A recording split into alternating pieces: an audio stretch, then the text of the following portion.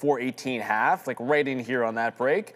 That's in front of VWAP, so that's going to be the target for me. If we can find a different entry than the 414 change, it might be something like a higher low. And quantum names going absolutely ham. You guys have seen that already. Walmart getting smoked, Deere getting smoked, just some other ones. Not even Deere's not even catching a bid, man. Like the market's bouncing. They really don't like that on John Deere, unfortunately for them. That was the only surprise one for me. Like Walmart. I had some concerns with Walmart with their pricing that you could see the correction, but Deere to be back at the 200 period after that quarter is a bit of a surprise. Hopefully enjoy some chicken legs. Yeah, it should be good. It should be okay. There'll be leftover mac and cheese, so not being on the cheese thing's not a big deal. There's always leftovers. You just gotta heat it up in the microwave. So we'll enjoy some of that. We'll see you guys back in the afternoon. Right now, it's the Professor and Joey Chill. See ya.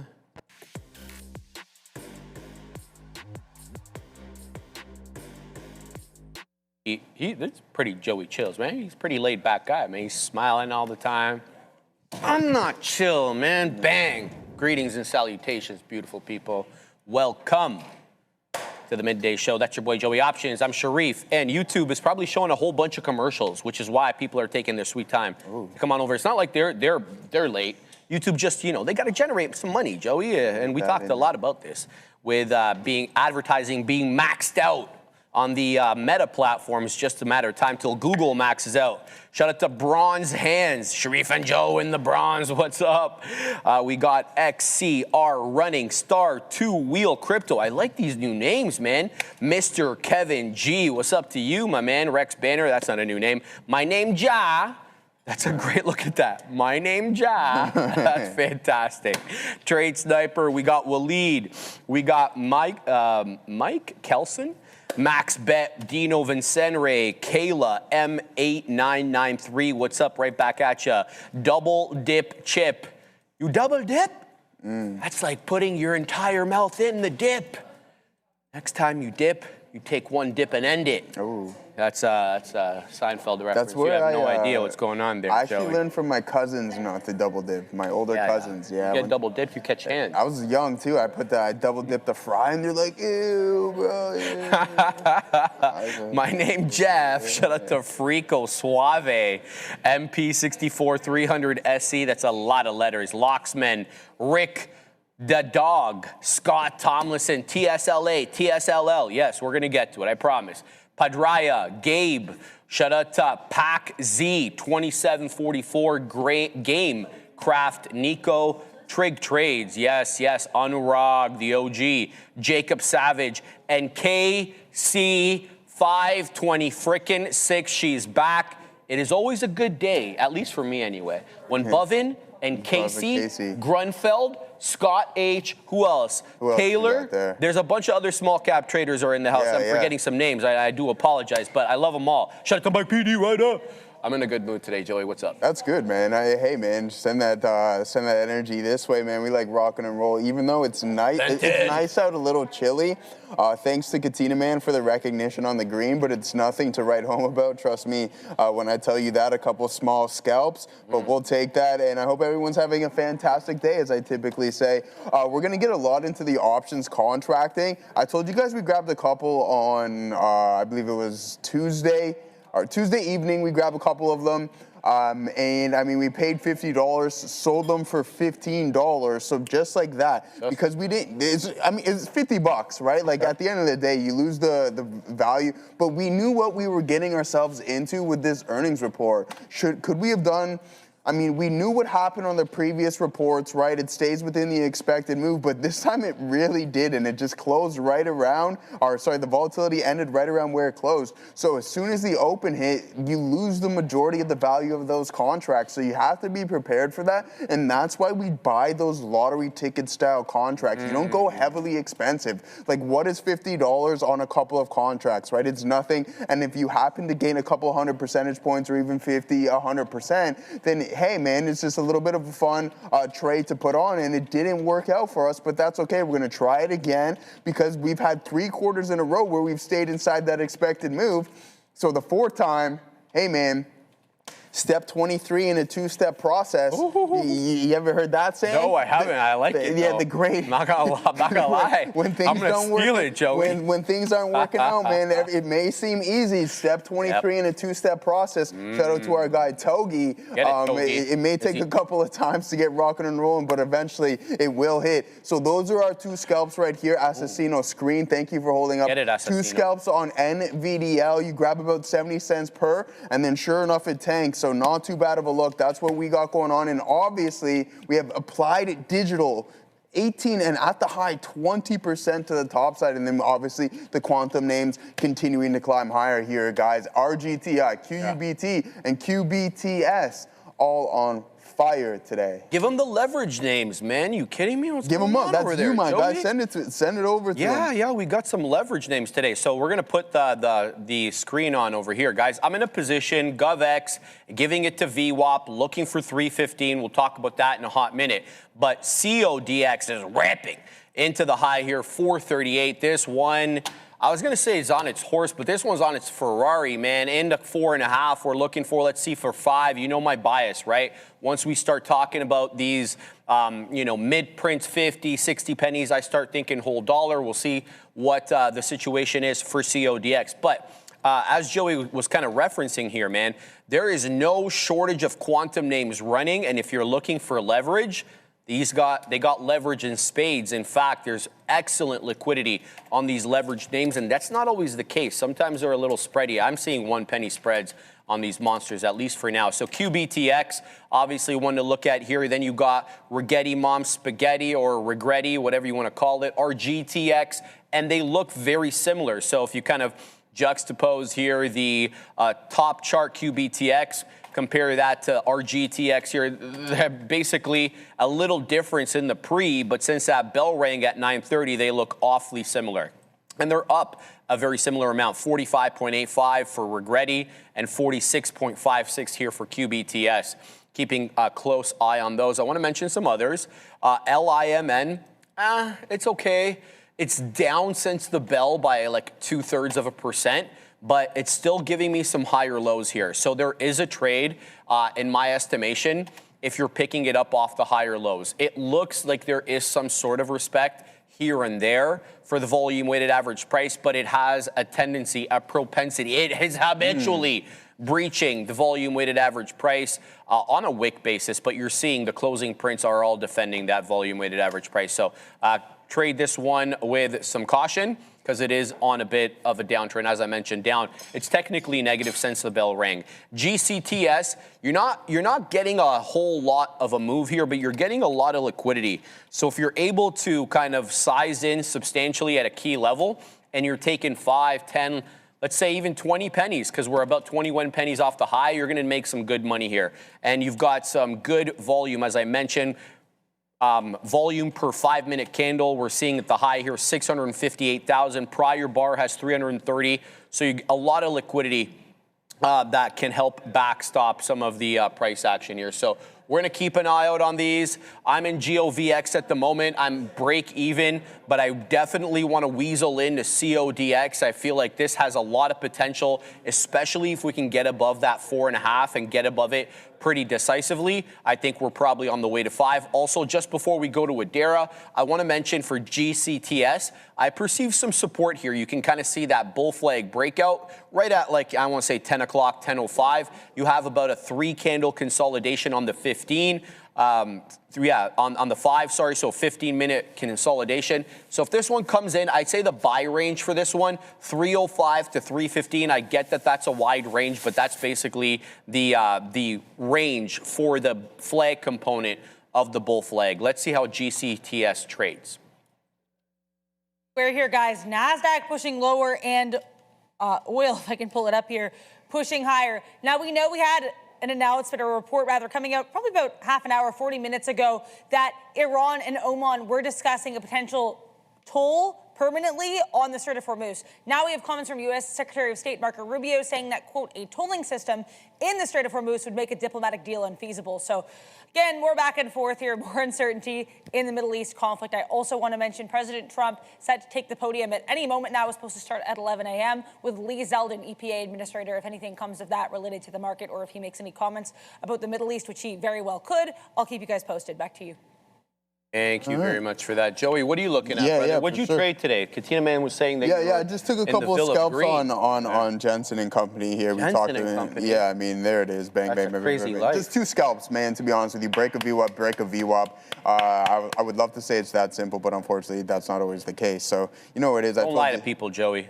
Trading is very easy. Oh, yeah. Well, Don't lie to people. It's very easy, man. That's why it takes 24 steps in a 2-step process to really get things going. You know what I mean? So you just never give up. You keep trucking away, man, and add a couple of steps to the process, and then eventually you'll hit that right on the head. But here it is, guys. This is what I was talking about right now, or earlier, sorry, I should say, just the fact that this is when we bought them just before the close.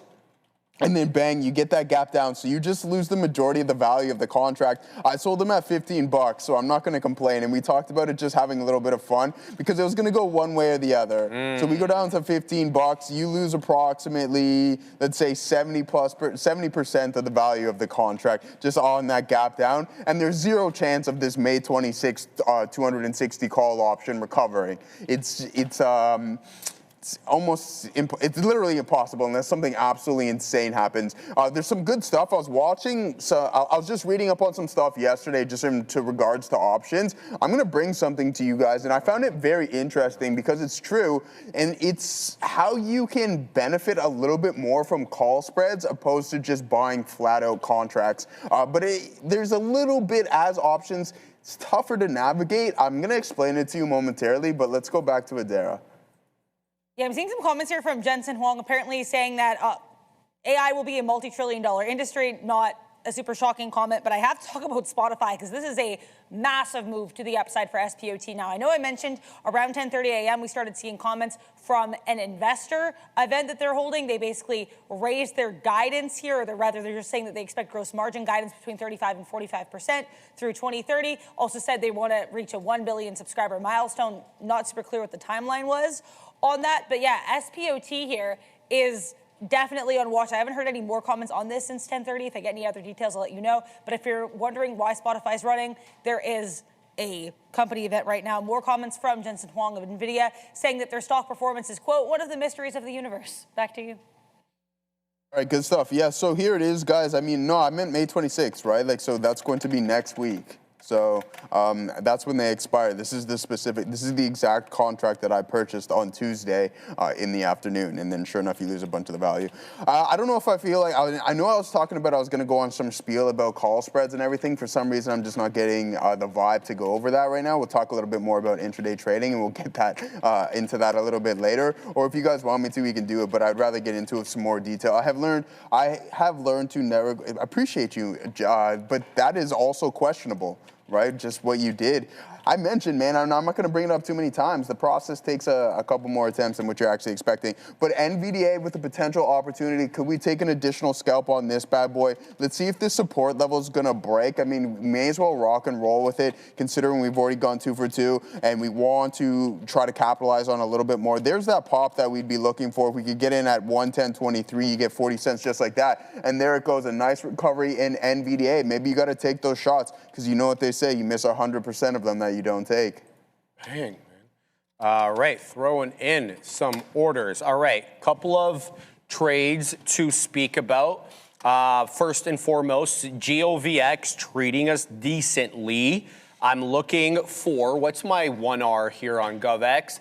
15, currently showing me 8s. We're in at 96, looking for continuation into 15, and then we're going to look to the quarter dollar. But that's, of course, all predicated upon it taking out prior area high, or I should say the day's high, which is at 310. Now it's showing 307. Let's see how this cookie crumbles. GovX, sometimes it's a little bit spready too, guys. Sometimes I've seen about a 3-penny spread, and that, you know, poses a bit of an issue, especially if you're looking for immediate outs. Now, there's a bunch of different things that you can do. with respect to that, I sometimes have different keys for different stocks. So I'll have an offset key, which only has a 2 or 3 penny offset. Then you can set up a different key with like a 5 or 6 penny offset, whatever. You get what I'm saying? You can kind of do it whatever fits your moat there. So GOVX, you're going to have some trouble getting out the prints if you're looking for a specific level unless it crosses. Now, I fat fingered over here, so I just got out of the position super quickly on CODX. I didn't mean to get into that. Now we're in closer to the whole dollar. I want to see 4 holds here. There's a number of reasons why I'm looking at 4. Obviously, first and foremost, not going to surprise anybody, the whole dollar level, area of resistance, yada, yada, yada. But it's also overlapping with the 10 EMA on the 5. And it's also a previous area of actual technical resistance. Basically, we bull flagged there, I want to say from 1025 to when we got the breakout at 1050. So what are we in? We're in at 17. It's showing me 14, so we're technically out of the money. I give this to just below 4. Let's see how this goes. Shout out to my man Sergio as well, talking about Keel, like the street, Joey. You take Keel? Because I know you're about that West End life. But that's Parkside, my guy. That's Parkside, my bad. We don't go up that far. We're not allowed that far. Okay. What is happening? All right, Keel, K-E-E-L. There's no E on the end of this Keel, which our Keel has. So this is apparently being added to the Russell 2000. Shout out to my man Sergio. Look, this is not, the typical one that I'd look at simply because it's the volume, but it looks pretty good to me currently. Here's the deal. 417, we're in on Codex. Here comes the quarter dollar. Time to wet the beak a little bit. Still looking for that bigger move, though. Recall, guys, we're waiting for 37s, looking at 31 here, close to 1R, rejecting 30. Looking for another move into 30 pennies. I just want to see where the sellers are selling. So there's a 28 seller here, at least locally, that we can't shake. So decisions to be made. Looking for another attempt at 27 to see what kind of staunchy seller we have. Because technically we have a higher low relative to the prior bar, but we also have a lower high. So you don't know how this cookie is going to crumble until we kind of regain trend. Currently, we are not on trend. We're in that consolidative phase. So looking for a breach of 30. 36 gets me out of most of the position because that would be 1R. But currently, we are being kept down here, Joey, by a seller at 27. All right, cool. All right, let's pull up that super chat there. Apparently, we had, I missed it. Let's see what we got going on here. You see F-Cell today? No, I have not. You didn't see F-Cell? I haven't seen F-Cell. No. It's time to show you F-Cell. Okay. Because I've been calling some crazy swings lately. Yeah, all right. Some crazy swings. Go ahead, Joey. All right, let's see F-Cell as soon as we get into, because Sharif, we know about the process around here. It takes a couple extra steps. Trading is easy. It's easy. Come on, don't lie to the people. I'm not gonna. Why would I ever? Trading is super easy. Listen. Just look at the chart. Yeah. I mean, you just punch in around here and you just watch. What, you didn't buy it at like $4 or whatever it was? Come on. Why you gotta hate on me like that, man? You crap on my part. All right. All right. Yeah, listen, whoa, that's crazy. Gents got 30 call options on IonQ with strike price of 53 expiring tomorrow. Thoughts? Well, as I'm reading through this here, the Commerce Department has agreed to international business machine, gets $1 billion. GFC gets $375 million. D-Wave, Quantum, QBTS, and Rigetti. Also, INFQ expect $100 million each. Who's left off of that list there, Sharif? I don't know. The name that we're about to talk about, IonQ, unfortunately. So I don't know what's up with that, man. I don't like it. Not including everybody. I don't think that's fair at all. But I mean, obviously time is a constraint, right? You have 30 call options. We're trading at $59 that expire tomorrow. I mean, do you want to hold it for longer? What you're going to have to do then is roll it over, right? So you can lock some in, and then you just have to buy it back, essentially, if that's what you're looking to do. Or you lock in some profits. Look what happened here, because remember how we were having a little issues with IB? This thing just went absolutely bonkers, and then now I have all these lines on my chart. Shout out to our guy, Obi. It feels like I got an Obi chart going on right now. But yeah, it just did all of this for some reason on names that I didn't even talk about. But other than that, if you're honestly looking for any form of continuation, I think the chances are pretty high, right? Like you're heading in towards a key pivot of $61. This was supposed to be one of the better performers. Off of this low, look, this is how easy trading is. Tell him, Joey. This is how easy it is right here. You're already up 100+% if you just bought that $25.42 low. 138% just like that. So if you want to roll them over, you're going to have to close the position and then repurchase them back. But if not, I'd be looking to lock in a lot of those gains and close that up before those expire. Bro, did you see Bloom Energy today? Is it up? No, it's not just up, bro. It's not even close to all. It's up almost 13%. What the It's at heck? 318. These stocks are ripping, man. Yeah, and I don't usually have concentration risk like that. I don't like to have two of the same in the swing count, but both of them were moving, man. FCell is absolutely ripping.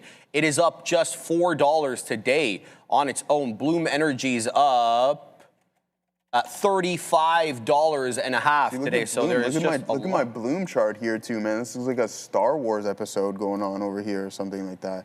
This is crazy. Like I don't know where all these lines came from. Days. It's crazy, man. But yeah, Bloom Energy 317. That's crazy.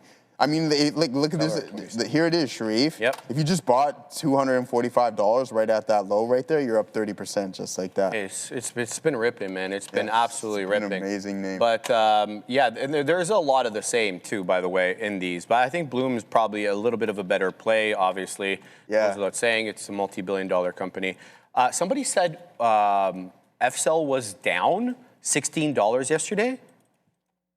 Really? Was I here for that? Because this is today's candle. That's 21. And this is 20. 21. Yesterday we had a low of $16 and a high of 20. We had our green day. I think you're probably talking about this day, May 18th, right? We opened up at 21 and we dropped to about 18, give or take. So maybe you're talking about that, but certainly was not yesterday. I don't know who that was in the chat, but somebody was saying FCell was down big. No. I disagree. Guys, I'm not liking Codex here. It feels like it might fail. So I might move up my stop. I did get some out there, as you can see, before my 1R, because that seller at 27 just keeps coming in, and we can't shake him. I've been watching now for however long I've been in this position. That 27 seller just blocking us. So I'm a little concerned about that Codex seller at 27, and now we're putting in lower highs. So that topping tail candle in the 453, that's the area high. And then we have a candle here at 1115, that's a lower high, but it has a higher low. And now we're in the 1120 candle, and we still can't shake that same 27 seller. So I don't want to take this out prematurely, but I feel like this one might be on the way down here. Let's just watch a little bit more, see if we can get another attempt. I'm looking at the 1 minute chart. The 1 minute chart has higher lows. Let me flip here to the 5 second, just to get an idea of where to expect some possible support. All right, so support showing up a lot on the 5 at 405, 405, 406. So I would say mid single digits. I don't like this. It's going to come down. It's on the downtrend. I'm flattening out here. Break even. Let's see if this one can come back down into 4, and then we can have a better look at that. I'm also feeling some kind of way here about GOVX. Same business.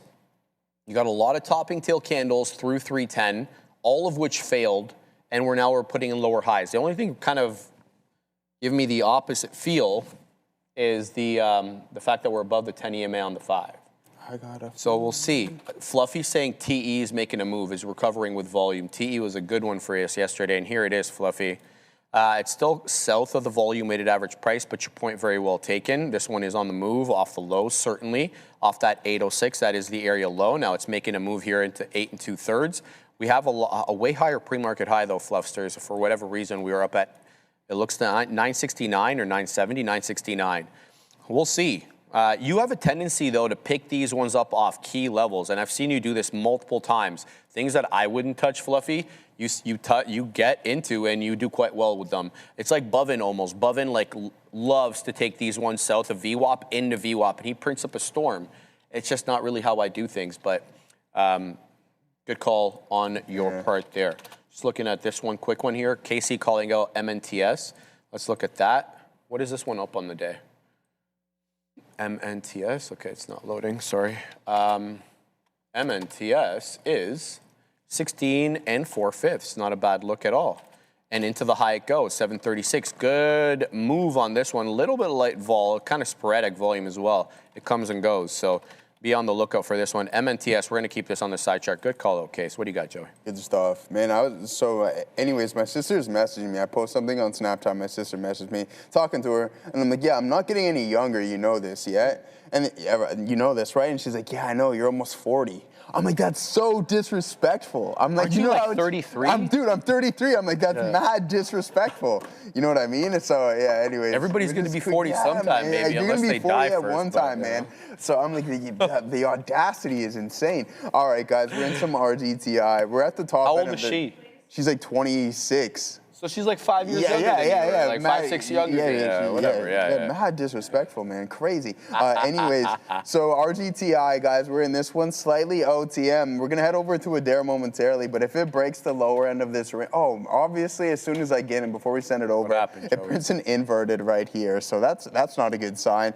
We can get out of that no problem at the lower end of the range, and then we can re-engage in this position. I mean, it's nothing substantial compared to what we had on before, so we have no issue with getting in, getting out, and then getting right back in when we want to. Let's send it over through there.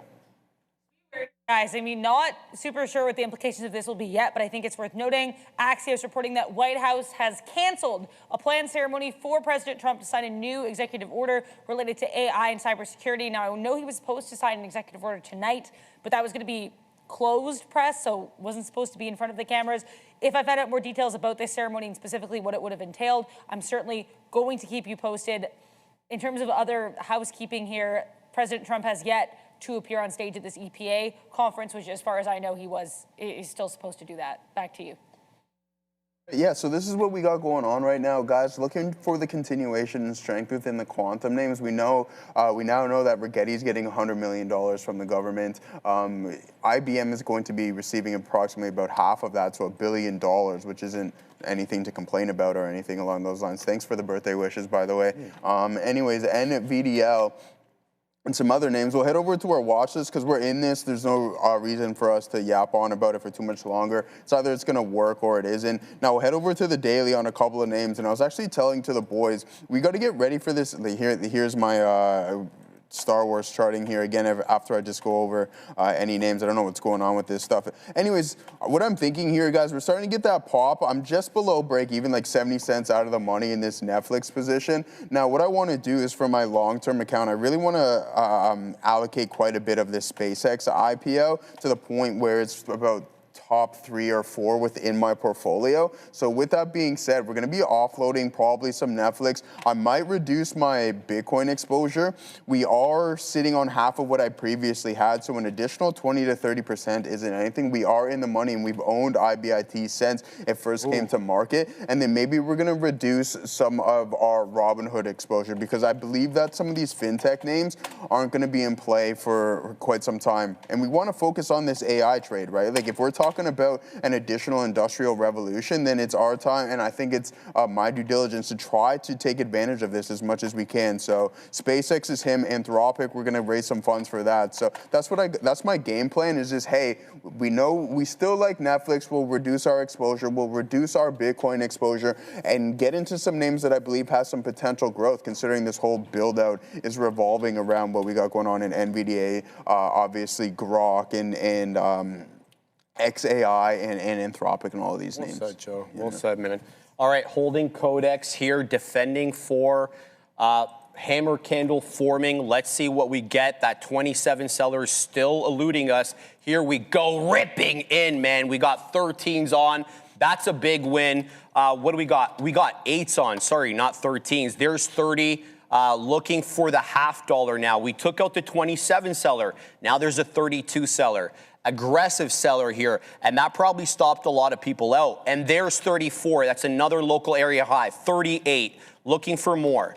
Looking for more. Let's see. We can pop into the 40s. There it goes, Joey. Into the mid 40s. Looking for 53. Printing up big on this one. We took good size here. Looking for the $50. Not quite there yet. Back down into the low 40s. Need a little bit more. There's 46. Give me my money, man. Let's go ahead and set up a little bit higher now. Here's the $50. Looking for high 5s, high 50s, sorry. And now we're going to post high 50s, high 60s. That's a new high a day. Actually, incorrect. Sorry, I misspoke. The high a day came at 1110. That was 53. Current bar high is 50. So we didn't clear 50 this time around. We didn't get it. Let's see if we can get that a little bit more. Looking for continuation on this one. Here it comes again. No, this is failing. It's turning into a topping tail candle. So good else there, but it does look like it's going to fail. Anything below 4 is going to end the trade for me here. Let's see if it holds up at 20. The $0.25 showing up a little bit, but yeah, that's a fade. That's multiple fades now off the $0.5. I was hoping we'd get caught up in a halt or something on this bad boy, but that's the way this works. NCPL people are saying, we're going to look at that, Grunfeld, as soon as we get back from Madeira. I'll be brief here, guys. Here is Bitcoin, BTC. I mean, as we know here on the daily, we had that struggle. I guess that was crazy, like 2 weeks ago with that just shy of 83,000 level. Since then, pushing a little bit lower here in general. We've held support at 76K still as of right now, kind of trading in that choppy zone between 78K and 76K. If you zoom out here on the weekly, we are poised for the second straight red week for BTC, but we still have a couple days left this week for Bitcoin. Won't end until Sunday. And also, interestingly enough, here in the weekly, that 76K area actually was also prior resistance on the weekly chart. And before that, it was support. So 76K seems like a good area for Bitcoin to hold on the weekly if you look at the technicals here. Now, here's Ethereum, once again, looking slightly different from Bitcoin. Here's the weekly chart. I mean, you can tell with Ethereum, you've got this resistance here at 2,400, more or less here, 24.5. We had that drop last week after a little bit of consolidation. This week, flat to green here for Ethereum, so a little relatively stronger on, like, in terms of this week than Bitcoin, but generally a little bit weaker than Bitcoin if you zoom out a little bit. Back to you.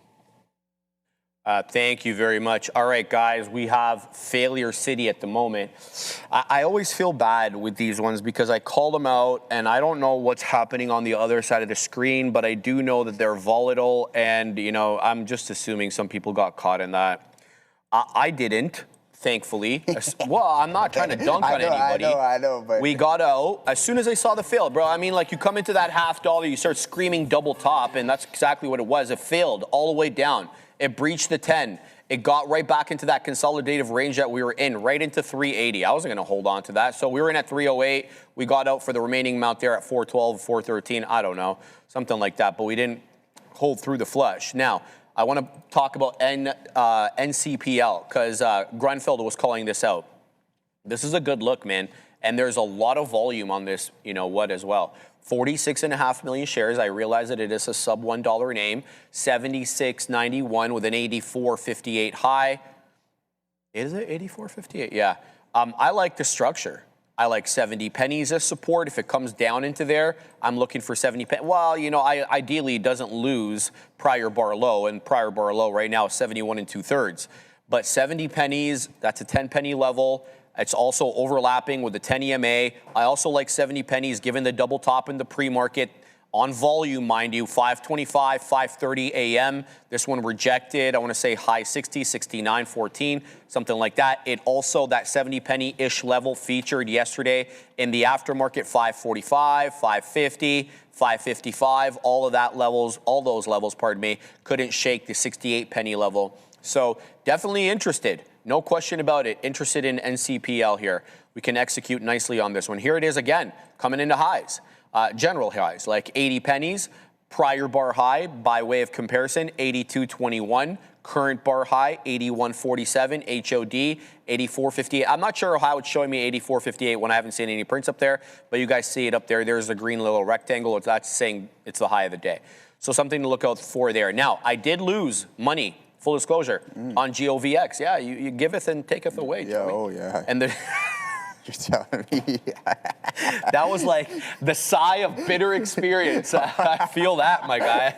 That was great. Yo, the giveth is great, but when the taketh away, man, is crazy. It taketh away with two hands, too, bro. The thing is, you know what's funny is that, like, everybody's so, like, baffled by the fact that the market takes their money, and you're just like, oh man, like it can't happen. You know it happens. I mean? It happens. And you know, like it takes like handfuls out there. Man. And it's hard. Like it's stingy when it giveth too.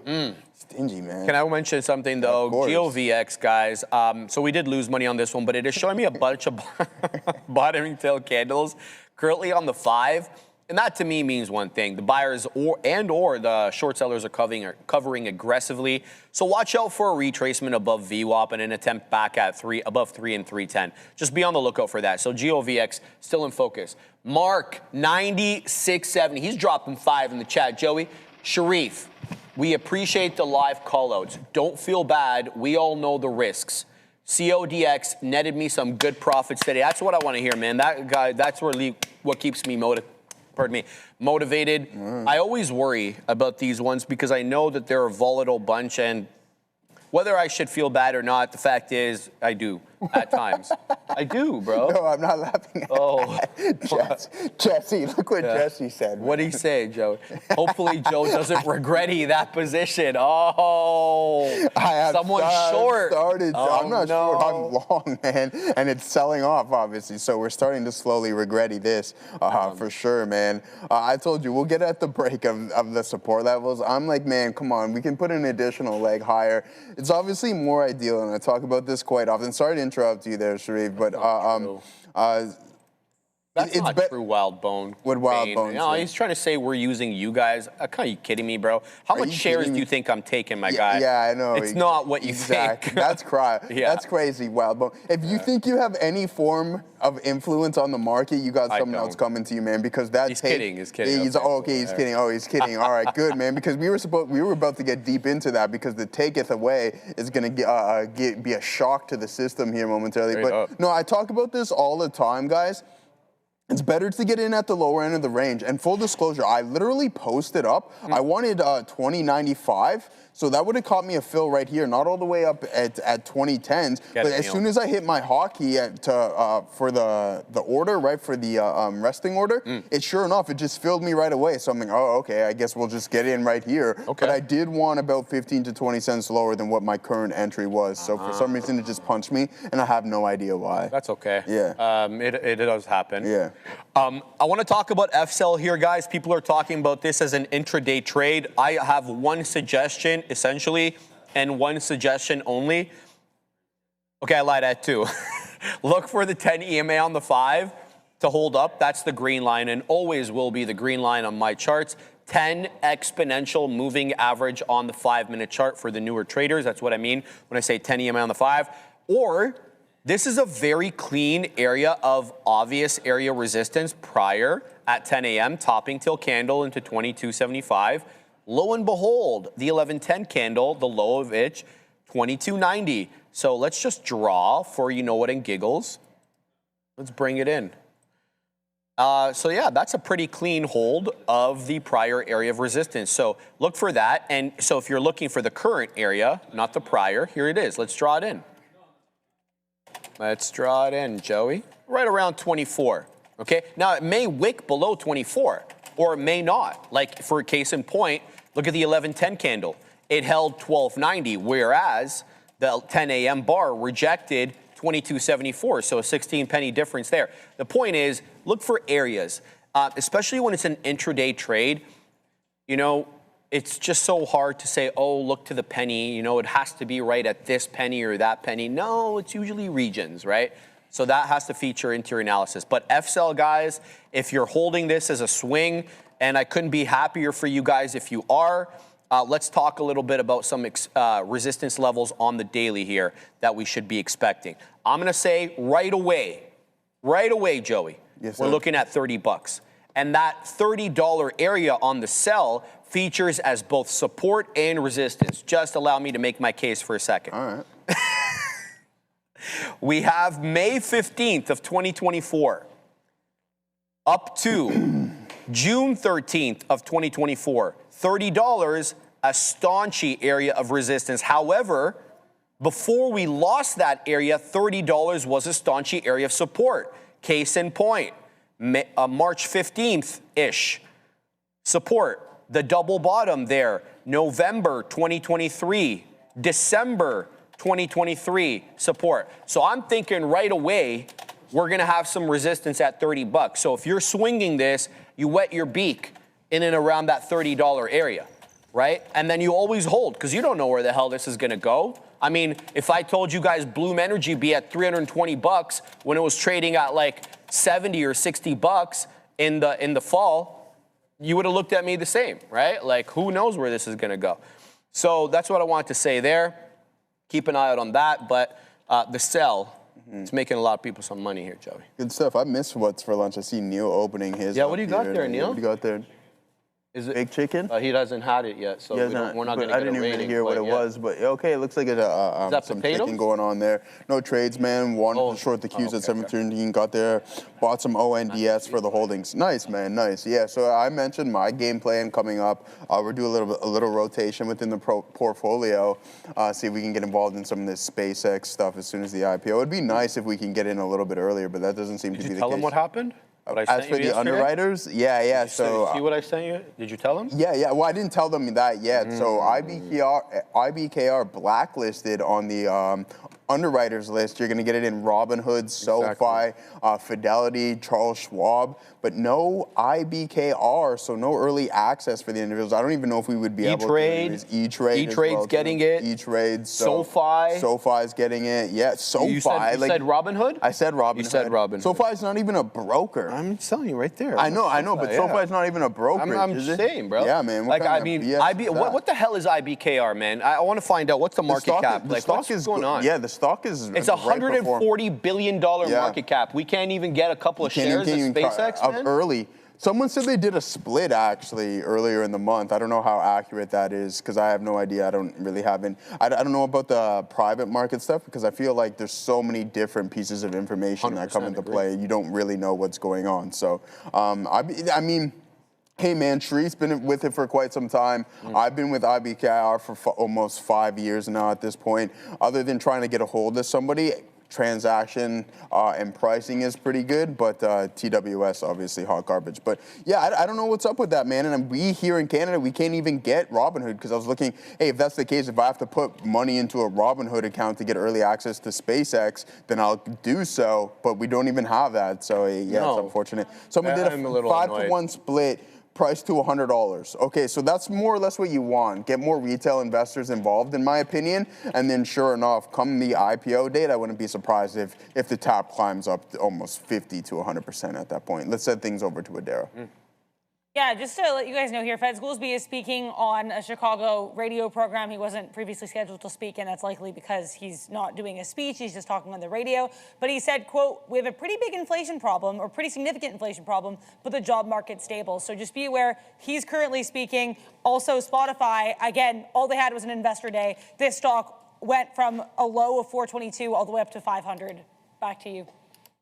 Angry wife. I'm seeing here. Look, brother, let me show it to you because I can't copy and paste anything, obviously, in the chat.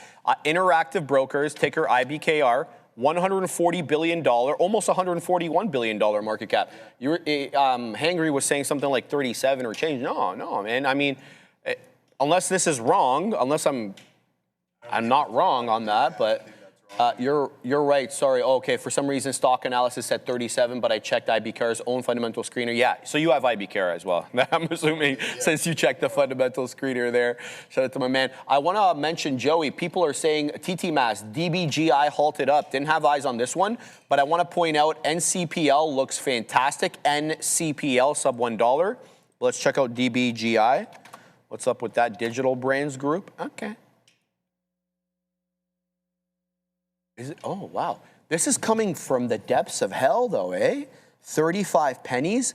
Now we're all the way up here. What a recovery. Okay, so you know how I feel about these ones that are negative. It's still down 32% on the day, but it's substantially above the volume weighted average price, which is like 50 pennies. Sorry, let me throw in the ticker there. But I think TT Mass, I may make an exception here. If this is going to continue to rip in this fashion, DBGI, the ticker, we're going to have to put this on to the old side chart. I want to also mention AMPG looking real good here. We're going to put in DBGI over here, though. Sorry, it keeps updating. So the halt level, let's talk a little bit about DBGI for a second. There it is. TE's also recovering here. Wow, there's a lot going on. Man, I find it hard on these days to kind of focus on one thing when there's just so much moving. GCTS is moving. MNTS still looks good. All right, so DBGI halted at 69 pennies. That immediately means I'm going to trade it. 18.5 million shares traded on the day. Halt time 11:41.25. It is 11:44 and 11:44. Oh, come on. 11:44.12. So the earliest we will be open is 11:46.25. So set your alarms, whatever you need to do. DBGI, we're going to keep an eye out on this one, a multiple halter. The TAP, the current theoretical auction price showing essentially 69 pennies. It's showing 68.96. Again, we halted at 69, so it's basically the same level. But I want to bring in the side charts over here because it looks like CODX, the best trade could be behind this one, at least for the moment. I'm not liking this rounded top. Now, we haven't seen Big Spile in a minute, and we miss him. Shout out to my man. He likes the rounded bottoms. You know, it's understandable. But we don't like the rounded tops. Actually, Big Spile would be a very big fan upon further analysis of the rounded top, seeing as he's always short bias. Yeah. Right? I mean, you would think so. You would think so, right? No, alas, it's still holding that $4 area for the most part. It does wick below it, as you see here multiple times, but generally it's at 4. So CODX, be careful with this one. Likewise with GovX, which is for whatever reason straddling VWAP. I need to see a trend change and specifically a move above 3, and then we can get involved with this one. But as I mentioned, GCTS, we're going to have to start executing on this one. I like 340 to 330 buy area here with a stop. Yeah, I'd have to give it to around 315, so that might not be a good risk to reward setup given that it's extended. I'd have to think about that one. GCTS, MNTS, a little bit of a slower mover, but an uptrend nonetheless, so one to keep an eye out on there. We're going to put this one over here, MNTS. And last but not least, before we send to Joey, as I mentioned, I'm liking the look of NCPL's jib. I'm liking that 72, 73 area. It does look like it's in a second bull flag formation at the moment, with the first one breaking out right around 11 o'clock. We only get, you know, a 2-candle consolidation, 11:15, 11:20. We wrap up again into 82 and change, and now a bit of a longer consolidation period here. What I do like, though, is the higher lows on these 5-minute candles. So nice. Keep an eye out there, guys. Yeah, guys, let's take a look, man. We're still we're just chopping around right here on Rigetti. I believe it looks like we can climb a little bit higher and maybe break through some key pivot levels. This candle is really important. I mean, if it breaks down and it snaps this support, then you just get out and then you just kind of reassess the situation and look to get in at a better price. The market, both the SPY and the NASDAQ, are above the volume weighted average price at this point. So a nice base being formed around these pre-market lows, and then you can see the exact same thing formed on NVDA. Now we just want this bull flag to actually come into play, and you break. I don't necessarily need it to hit all the way up here or put in a new high of the day. I just believe it's a positive catalyst and we can continue to climb. We also have to take into consideration the fact that we are up 24% already at this point, and it's not the best entry. Now, some people were asking me about Zscaler. I mean, if you're going to get into some of the cybersecurity names, obviously the best performers are going to be the PANWs and the CrowdStrikes. How are they doing today? Yeah, new all-time high on yeah, and the same thing with, like, here's Fortinet, strong stuff. But I mean, CrowdStrike has put in 6 consecutive all-time highs, like sessions in a row. Holding, eh? I don't own any. I thought you had. No, I just have it in the competition. So the only one I don't own is CrowdStrike, and it's the best performer, obviously. Yo, obviously. Can I make a point to you? Yeah. Remember how I was dunking on CrowdStrike the other day? Yeah. I'm like, PanDub is up 10% more than CrowdStrike. Yeah. You want to know what it's at now? What's that? 38.5% for Crowd year to date. Year to date. 36.5 for PanDub. So there you go, a little 2%. Yeah, just like that. Yeah, it's skyrocketed. I mean, it's gone up, man. We like CrowdStrike. See, the only name that I actually don't own out of all of the picks, which is unfortunate, because we were talking not too long ago, just a little bit over a month, that you're down 40% off of the highs. And then it literally, this is insane. 1, 2, 3, 4, 5, 6, 7, 8 consecutive green days just getting bought back up. Talk about a longer duration buy program. Oh, and then it's like, okay, yeah, you're going to get some form of a breath. Yep, that was a good time now, wasn't it? Bang, all-time high, bang, all-time high. So yeah, CrowdStrike is the one. Zscaler is still down. So if we're going to talk about being a laggard, I think it'd be that. But you have the other names like Palo Alto that are putting in new all-time highs, and you're still down substantially off of Zscaler. So I'm not in love with this one too much. I would rather go with the best in class, and that's what I typically try to do, and that's going to be the PanDubs or the CrowdStrikes. I'm going to buy some for sure, but now we have to be patient and wait for a pullback. I already told you guys my allocation list. That's going to be the IPOs coming up, and then it's goggles. I don't know if you guys watched any of the keynote. Interesting stuff. These guys are absolutely worlds ahead, I think, of so much of the competition, and are prepared to eat so many other people's lunches, which they're going to do and they have been doing. So yeah, I really love it. What was the Omni? Sorry, I'm just responding to Brendo here. Give me a second. Yeah, Omni they had, and there's so many other features that they're starting to implement into Gemini, which I think is amazing stuff, and it's groundbreaking. You can just generate videos and AI based, and just so much like that is past me that I find interesting. But there goes Applied Digital continuing to climb higher, almost at $45. And then here we have QUBT, RGTI, and Quantum just forming this consolidative bull flag. So if it breaks out, then we like that. But stick with the best in class. You can get that laggard play. Like, I understand that the risk to reward can be a little bit more attractive than what we got going on in Zscaler, but I still like CrowdStrike. Joe, no Google, no crowd. Come on, Tiger. No Google, no crowd. Okay, I see what they did. I don't know. That's what I thought. Well, that's what I thought. Right? Yeah, that's what I was going, right? Like, come on, Tiger King. Oh, it's going to call me Tiger King. Casey called out recover for this. PIII, low volume, but it's still ripping, says Taylor Batty. Well, you know what? KC526 calls it out, bro. You better be listening. That's some advice right there. But let's see what PIII. Yeah, wasn't I in this thing like a week ago or something? PIII? Maybe. Wasn't I? I don't know, man. It is ripping. Someone said, yeah, Dara might have said yeah, well, if the Dara says, then we got to admit Casey there, said because does- she's Casey got that eidetic memory. Pardon me?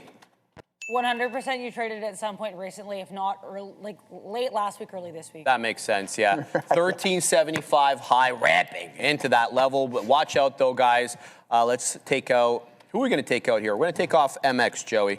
We're going to put PIII so that it updates. Yeah, this is probably the day I was trading at. I could tell you immediately when I was looking at it here, just based on the price action. So the 15th of May, which I believe was a Friday, because the 18th, yeah. So, no way, no way. There he is. I knew he was around. I love this guy, man. It's crazy. Big Spile Burdett has graced us with his presence. If you all know who Big Spile is, get familiar immediately. $10 super chat. From who does the bell toll? I love this guy. Hide your kids. Hide your wife. ICLJS, lovingly, of course, referring to little Joey Smalls. The Temu Pitbull himself is trying out to shave that head, to deny the bald spot. Come on, Big Spile. I'm not denying anything. Come on, Big Spile. Why do you got to dunk on your man like that? Pretty aggressive. Spile's mad disrespectful. I love him, though, man. I love him. I don't know how I feel about him anymore. You know what it is, bro? He's like that kind of person that, you know, if he's not mean to you, then he probably doesn't like you. He probably doesn't like you. Exactly. That's why he's my guy, man. One Piece is what we call him. Jody, you're the last person who's supposed to be laughing at me. Everybody's laughing, He's Joey. mad disrespectful. But shout out to my guy. He's probably got that 20 mg in upper and lower decky right now. Oh, we got an aggressive tank here in the quantum space. We're climbing higher, and then now we're starting to sell off a little bit. So maybe a volatility spike somewhere. I don't think it affected it that much. But shout out to the dip bros over there, my guy, Big Spile. Big Spile. And there's no denial over here, my guy. There it is. Yeah, so are we sending it over to... I think we are. Are we sending it over to Adair? All right, let's do that.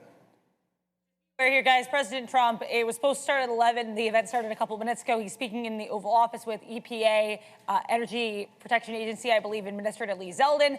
And they're talking about deregulating, I believe, air conditioning, as far as I can tell here, for the environment. So overturning some of the environmental regulations from the prior administration. Nothing massive here for the market, but just be where he's speaking. He will probably take questions, and the market can often does react to what he's saying. Back to you.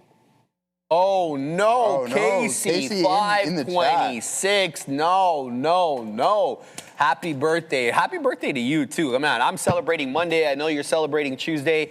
Get it, Casey. I appreciate you very, very much. There's no way you've been only a member for 10 months. I don't know what this thing's talking about. Like, she's been here for, I don't know, years. 20. She's dropping 20 in the chat. 20 free Trader TV memberships for YouTube. If you know, you know. Obviously, you guys get my morning note every day. Make sure to get it in the post section of our YouTube homepage. Let's see who got one, Joey. We got TT Mass, you got one. Kermat, Richie Nutter, 7119. Bro, Richie. I don't know, bro. I'm just reading it. Bully Jack, Let's Talk 818, DH 2025. How about Jesse M 8281 and 1998, the Meezy. Taylor Winters, call me Mr. 3155. Yes, sir. All you guys, and if your name is in the green right there, and it said received a gift membership by KC526, check it out right there. All of you guys got one. We all know KC526 to be the very magnanimous person that she is. We love you, Case. Happy early birthday to you as well, and thank you guys for that, Joey. All right, thanks for that information too, John Zuver. I didn't know that.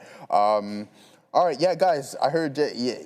I heard, man. I thought you were my guy, and you would back me up. But all right, Blicky, what's going on, everyone? Everyone's in the chat here today. There goes Applied Digital, continuing to climb. We're still chopping around. I think we're going to have the ability to break out here and test this 2140. At that point, we'll look to take some off. But first things first is getting out of this consolidative zone. Market coming back in, we can head over to our watch list. Sharif was talking about Apple hitting all-time high. I'm saying that we're gonna head into 310. Yeah, this thing's just on the move right now. It's the bee's knees, as the cool kids would like to say, or had once said. This is an insane pullback. Like that shows you that, I mean, with the report, issuing the divvy, even though it's nothing substantial, adding to the share buyback program, just so much positive. Sharif, you actually brought up a very good point this morning that I was reading up on yesterday, just how we're not really taking into consideration some of the revenue generation coming in potentially from the sovereign nations and governments with their AI build out. And you know where it's starting? Middle East. Well, Middle East too, but also Hive Digital, a company that has been on the move for the past couple of days, a Canadian-based company building a $3.4 billion data center out in the Kitchener-Waterloo region. No way. Yeah, man. So I was reading up on that, and then you have Norway who's getting involved as well too, and some of the other European countries who are looking to start and play catch up. I think the biggest competition, that third place slot, they want to compete with China and the States, is the Gulf countries. Right, so they're going to be spending boatloads of cash that they have, and I like that, because where's it going to fall? It's going to funnel eventually a part of it into NVDA's pocket. I couldn't agree more with that, man. It helps with the pipeline.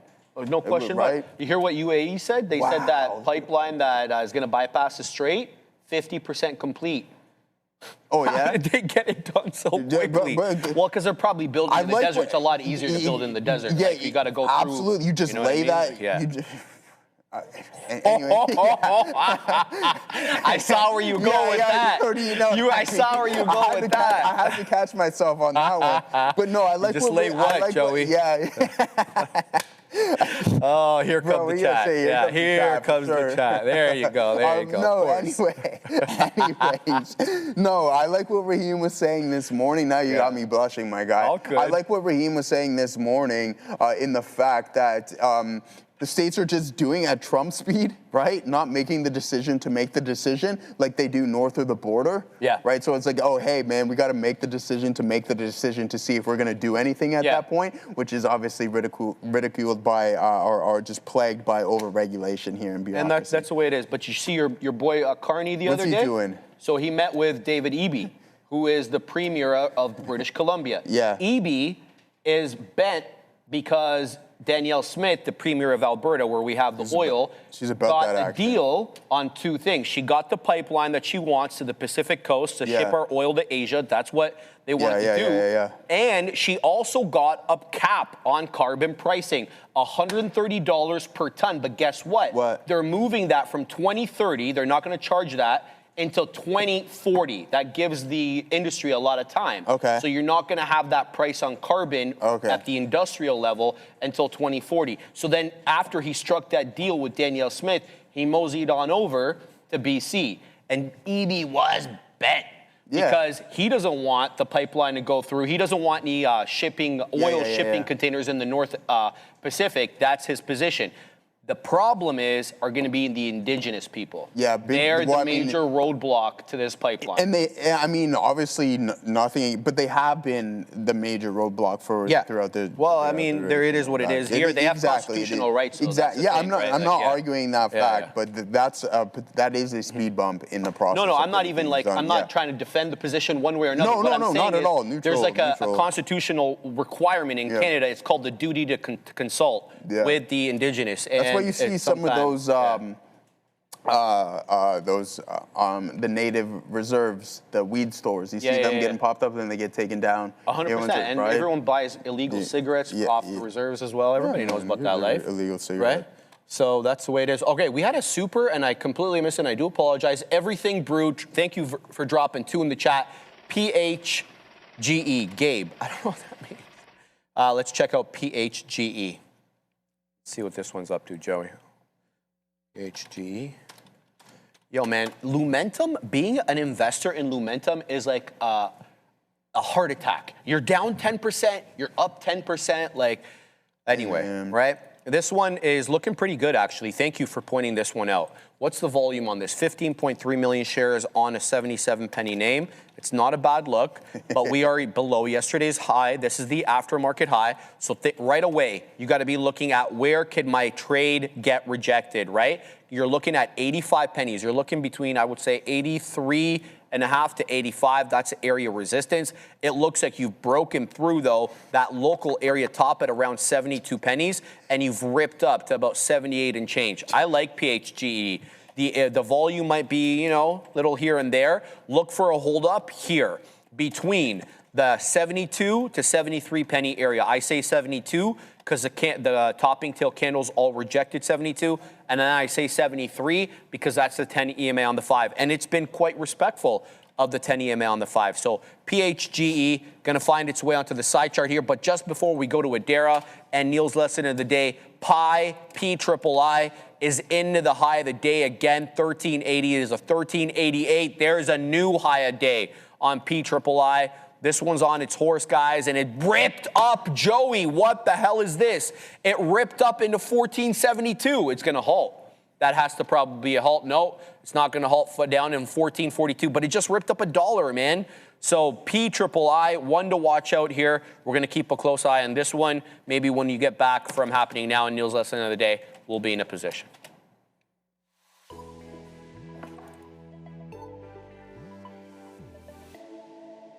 Yeah, just be aware here, guys. President Trump is still speaking. That's certainly happening right now. S&P 500 right now is trying to curl a little bit higher. We'll take a look at the NASDAQ if I can pull it up here. NASDAQ and SPY looking identical, which they haven't always recently. And USO breaking a new low of day right now. Let's talk about the name that was on everyone's minds and everyone's lips this morning, and that is NVDA. NVIDIA, another solid report, another quarter of record revenue, and yet the market right now struggling a little bit with this name. Now, it is worth noting, very likely that this could potentially recover in later days, but day one reaction, not great. Other day one earnings names, just to kind of run through them all. Deere, Intuit, both of these at or near or consolidating at lows. Walmart, also at or consolidating at lows. So NVIDIA actually looking relatively better compared to some of these names. ELF was another one that reported earnings, and at this point, they gapped up, but as Neil mentioned, at this point, they're actually at the low, slightly red as of right now, slightly green. I have to talk about Spotify because SPOT is massively to the upside here. They had an industry event here for shareholders in which they announced that through 2030, they're targeting, I believe, gross margins between 35 and 45%, and they have a goal of reaching 1 billion subscribers, and apparently that was enough to send Spotify from a intraday low here of 422 to an intraday high of 510. So good look here for SPOT. Very volatile stock, guys. Lots to talk about today. Here's one of these quantum plays as well. LAES at day's highs. IBM at intraday highs and near pre-market highs. So this quantum strength continues. But you know what else continues to be strong and awesome and we learn from every day, like the market? It's Neil. Neil, excuse that weird transition. What is your lesson of the day and how was the chicken? Well, we'll get these in pieces. First of all, don't apologize for the transition. I like the transition. I appreciate the transition. I love the transition. I love what's going on with oil futures right now. The chicken was good. I'm done. I just have to eat my salad and the vegetables. It was solid. Like I'm gonna give it My two pieces were cooked pretty well, so I'm going to give that one like a solid 8. The salad looks good. It's got some raspberries in it, so we're happy with it. But you might have heard me say something in the morning, that I made a keystroke on Intel. Like the only reason that, if you're looking at what happened in Tesla or NVIDIA or some of these longs off of the bottom, the only reason that I'm not backing the green is because I ended up with twice as many shares as I wanted. I can tell you pretty much exactly what happened and how you can approach it if you find yourself in that boat. Like, this is a pretty simple concept for myself, at least. Like, didn't really get this breaking down on the candle, like break under yesterday's low. You can see it break, comes back up, puts in a consolidation candle, kind of get in a roundabout way, get the average price I want with a couple of entries here with a standard stop at VWAP. So that's pretty much on structure. As it makes the next opening candle, I'm on the wrong stock, which happens, went to flip a level 2 and take something else and end up just doubling into Intel. Now, in the moment that it does that, it immediately flashes up. Like, I'm getting this, and then it flashes higher. So I've doubled the position, which I didn't want to do, and then it's running the stops. And the funny thing about it is I actually didn't use, like, the 100% stop thing, so, like, my stop order for what I had. So you've got 2 exit points. I had to, like, manually punch out of the second part, which even slipped it even more. So now all of a sudden, I have a trade which followed my rules. I didn't do anything that I wasn't expecting, but I'm down twice as much on it. So that sucks. Because, like, I'm a risk to reward, kind of keep things in the pocket kind of trader, and it would have been very easy, and I'll be real with you, it would have been very easy to look at Tesla and just, Tesla lost on the first long and then worked on the second one. I could have just taken a bigger position on the next trades, knowing that, if I doubled into that one accident, if I lost twice as much there by accident, if I just take more of my other trades, it'll make it up. I could have done that on Tesla. I could have done that on NVIDIA. NVIDIA double bottomed and then got this one off the lows. I could have doubled up on that as well, playing this one into VWAP. I could have doubled up on Nike, right? I could have taken more shares on a Nike trend break. I didn't do any of those things. And yes, if I do, all the winning trades, fine, it makes up for the losses because risk reward was perfect, so everything about the trading was good today. But the reason why I don't do that is exactly like the opposite. If you do that, you're going to get yourself into trouble. The market doesn't care whether or not I keystroked and lost twice as much on a trade. The move is the move. The trade is the trade. The edge is the edge. If I start risking more just because of where your P&L is at, and not because of the merits of the trade, you're going to get yourself into trouble. Because then what happened if Tesla didn't work? What happened if NVIDIA didn't work? What happened if Nike didn't work? And I've doubled up for a reason that has nothing to do with the strategy. Well, all I'm going to do is risk way more than I should just to try to see green, to make back a prior loss. Right? You cannot change the past as a trader. All you can do is take the next trade for whatever it might be.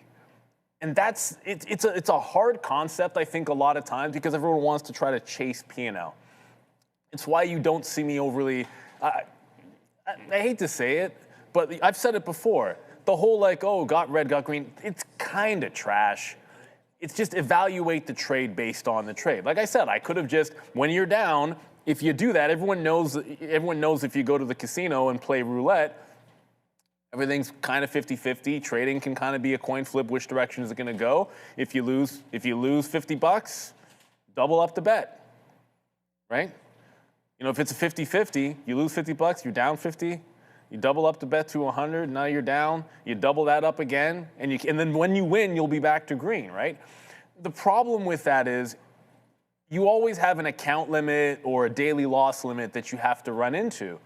And if your goal is just do that to get to green, well, fine. That means you've put a cap on how much you're able to make back because you're looking at your P&L, but you're not putting a cap on your downside. You're just going to lose until the point that you can't lose anymore.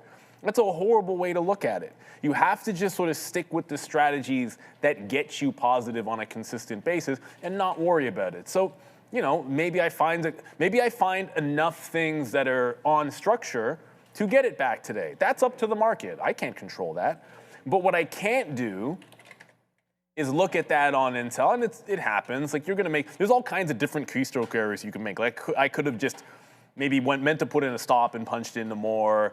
You hit the wrong, I could have hit sell when I meant buy. That's not what happened in this particular. There's all kinds of reasons that you could do that, but all it ends up mattering is I can't control it when it happens. And also think about this too. When I had to manually punch out here because I was only covered for half of what I had in, imagine I don't immediately punch out of that. Like, look where this goes after the fact. Like, if I try to get cute with it, like, that wick goes another dollar change. So that could have been absolutely disastrous. I also immediately punched out. Like, it ran my stop. Shoot, I had double. That's not what I intended to have. Just punch out. Just eat it. Because if I try to get cute with it and punch late, sure, that could be bad. I could hold on, maybe hope to get a little bit out under VWAP. I think hoping in a situation like that is nonsensical. You just deal with it as it comes, move on to the next available opportunity, and there's always gonna be some. And I don't care where they are. Like, you take a hit, it doesn't mean you don't like it. I was even saying this with Tesla, like, okay, well, I was two places we're looking on the gap fill in Tesla. Like, I wanted it back into the high, and I wanted it back into, like, I'll call it the closing area, because this did a big bounce on the imbalances, and sometimes when you do a big bounce on the imbalances, like, I care more about this resistance than I do about the nonsense that happened in the final few minutes because it was a buy imbalance. In that particular case, it can be a bit deceiving when you have that high, but I'll play them both in that particular case. But again, if we go crazier in Tesla, we would have made it all back. It's not the way to go. You don't want a revenge trade. You can't deal with FOMO. The market doesn't know your P&L. It never will, and it will never care. You just got to take the trade that's out there in front of you. That's how you stay disciplined. I've seen I say this way too many times. I've seen way too many traders who will go into that exact pattern. And it's like, I'm down, just risk more on the next trade, then you have an easier path to make it back. I will tell you flat out, I do not do that. I've seen traders and it works for them and then they're happy. But the problem with it is when it doesn't. And when it doesn't, you're gonna get badly, badly burned. That's how people blow up accounts. That's how people get in holes that they can't get out of. That's how you enter slumps, because suddenly you do that and then you come in the next day and you try to trade more shares. It's just, you start getting into this endless cycle of trying to chase that P&L back, and it dooms so many people. So try to stay away from it. I'm gonna go have my salad and enjoy it. It looks pretty. I gave an 8 to the chicken. The salad's got little raspberries in it. There you go, you can see cucumbers, carrots, and raspberries. I don't know about the salad dressings. I don't know what this is. Yeah, I heard about that. Good peoples, man. Yeah, I liked him. That's just delivered the food here. Really, really solid dude, man. We used to talk to him every single morning when he delivers a breakfast, and just a good guy. But moving on to something better, I thought. Right? There you go. You gotta be happy for him. So yeah, happy for that. Like, life is about change and transition and making that next step. So obviously it's sad not to have a good dude that we get to chat with in the morning when he brings the food, but glad to see him moving on. Good luck in the rest of your trading. This market is absolutely determined to go green at this point. Let's see if it can. I just want to say one thing, too, for everybody. Neil was a former manager on the trading floor, so he got to see a lot of traders and observe basically a lot of their mistakes. So he speaks from, I don't want to say bitter experience, but he's got a lot of experience in that way. It's not just him watching himself trade and Sean next to him and then me and Joey. No, he was the floor manager. So he saw what everybody was doing, all people's mistakes. So when Neil tells you something like that, I pay attention, I take it to heart, because he sees a lot of that stuff. So shout out to my man Neil, great lesson as always. Joey, what are you looking at? Same thing, man. I mean, we're starting to get this pullback. We had Applied Digital climbing up towards the high of the day, and I have my eyes on some of these quantum names. QUBT a little bit strong, or I shouldn't say that. It is hovering, and it's holding the high of the day. So one more uptick. We did run into 2134s there, which we could have took some off, but I mean, we held it a little bit more against us on that 30 cents. So we would have been at exactly a 1-to-1 on that one. And I was looking for, and I mentioned 40s. 2140 is where I ideally would have liked to take some off. So we'll be patient, continue to hold off on this. maybe this is just somewhat of a pullback and we can continue to grind higher. We did break through some of the resistance zones. Now we want what was prior resistance to act as a form of support, which I think is really important. And if it does and doesn't head back into the middle of the range, then we look to take a little bit off. So no regrets over here. So yeah, that's what we got. That's what we have right now. Not too bad. Some news stepping in here. Sounds like let's send it over to Adara. Get it, Joey. More comments from President Trump about Iran, and some of these are a little bit, I don't want to say escalating, but it certainly suggests that the conflict could still be continuing. President Trump saying that he wants Hormuz free and open with no tolls, saying he's looking at this report that came out earlier suggesting that Oman and Iran were talking about a Strait of Hormuz toll. He's saying that they have total control over the strait. Again, sounds like they're still kind of waiting to see what happens. He said negotiations will happen and they will achieve their goals of not letting Iran have a nuclear weapon eventually. Back to you. You just said, we will get Iran's uranium and we will likely destroy it. Get it, Donald. Let's see how this whole thing's out. Man, the sooner the better this thing ends. Oh my days, it's been too long. It's been like an overhang on the market. I get the market continues to make kind of all-time highs every other day, but you know, just imagine what the market would be doing without this whole thing. So yeah, and I mean, think about inflation too. Like if we're talking rate hikes, it's the primary driver, if you ask me. Right. All right. Couple of new positions you see there on the board: MNTS and GCTS for me. One is okay, one is not doing so well. Let's talk about MNTS. MNTS, we bought off basically the 10 EMA on the 5. It's got a 741 high. For me, though, I need a breach of that day high because I need it to mosey on up into 748. That's 1R for me.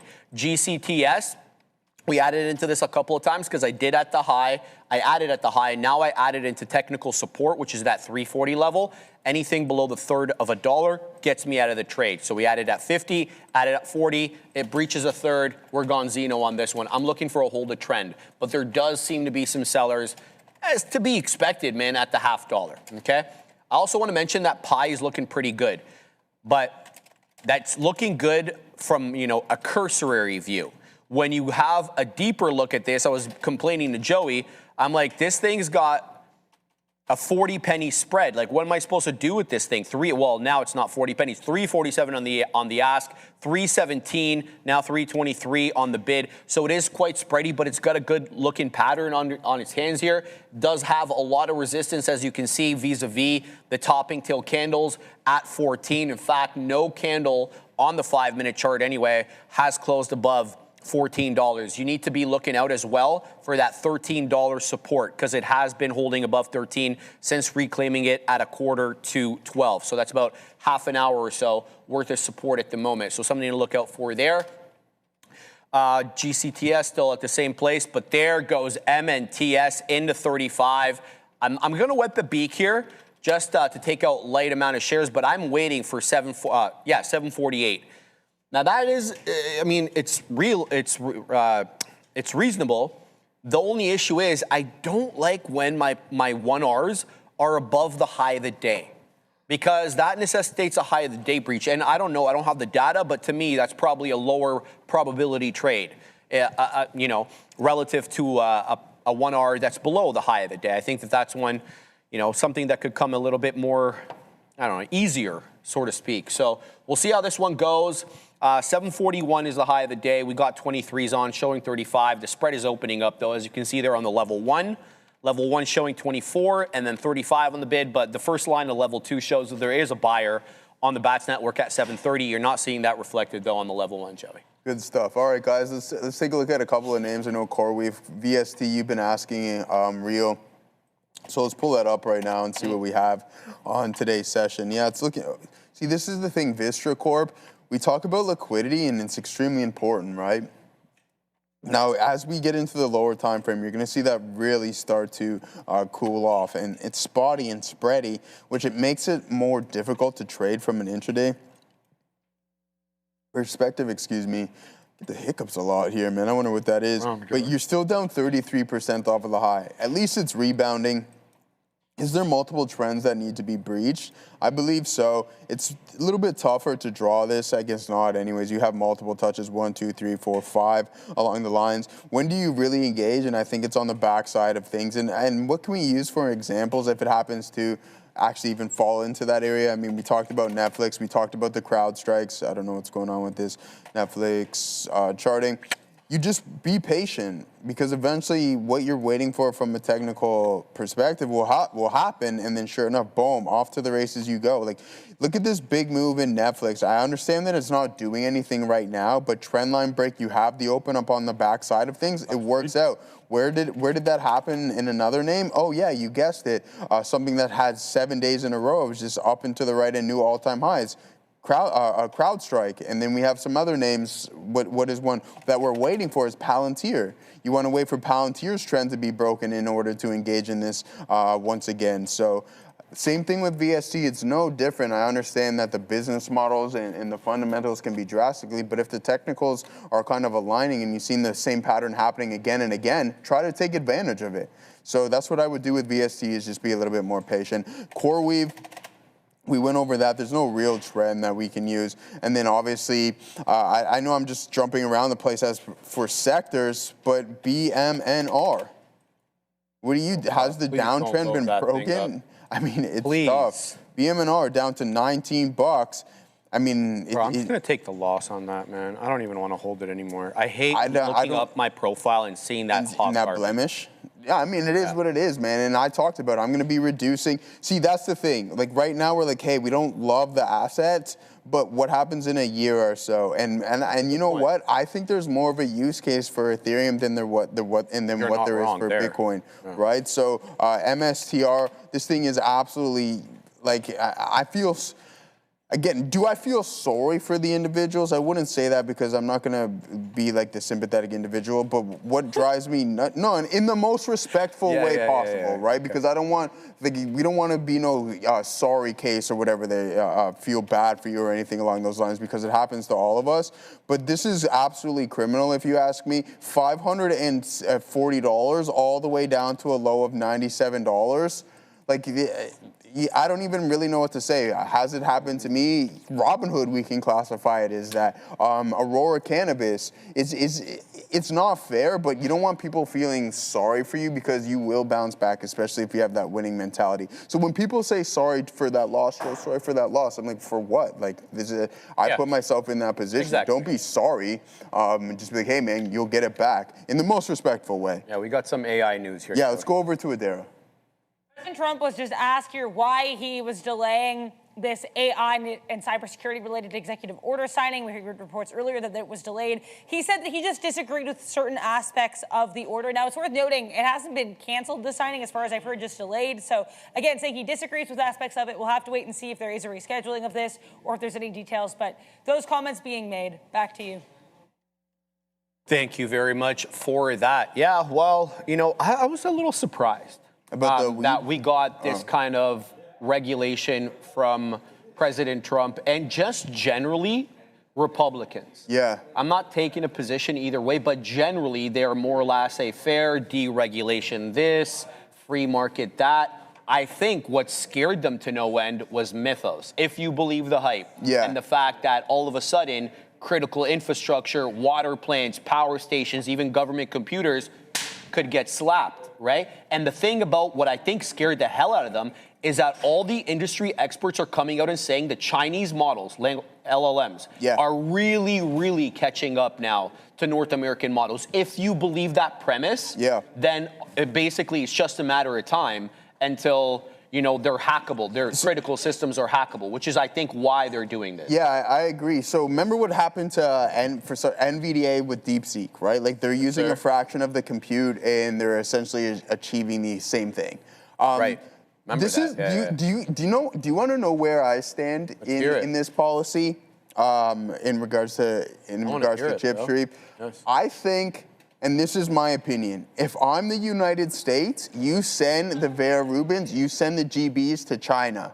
Why? Because we talk about the necessity being one of the greatest things for innovation. So if you're not selling them their product, that forces them to become better, and the chances of them competing with you and then potentially being better is there. So you want to kind of lock them into your ecosystem. Let's go back over to Adara. Yep.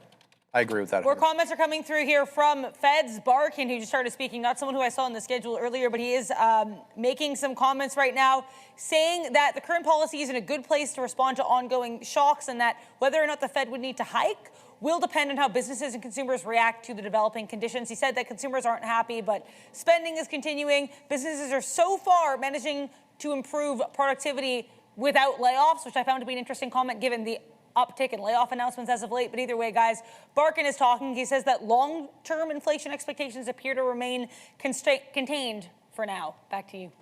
Thank you very much for that. Telling me and Ganther. Yeah, I agree, man. Yeah, he's like coming in hot there. Ian Ganther? He's coming in hot there, bro. Yeah, man, he's coming in. No, but he's not wrong. Not wrong. He's not wrong. Like, I understand, and that's what leads me towards, and I understand the cult following behind the GameStops and the AMCs. But look how the market rotates. It's same thing with the quantum space, right? The quantum space extremely hot, now starting to heat up once again. The marijuana space was hot, cooled down. Like that went into absolute smoke and evaporated. It's no longer hot. Not necessarily, not the hot, cool toy anymore.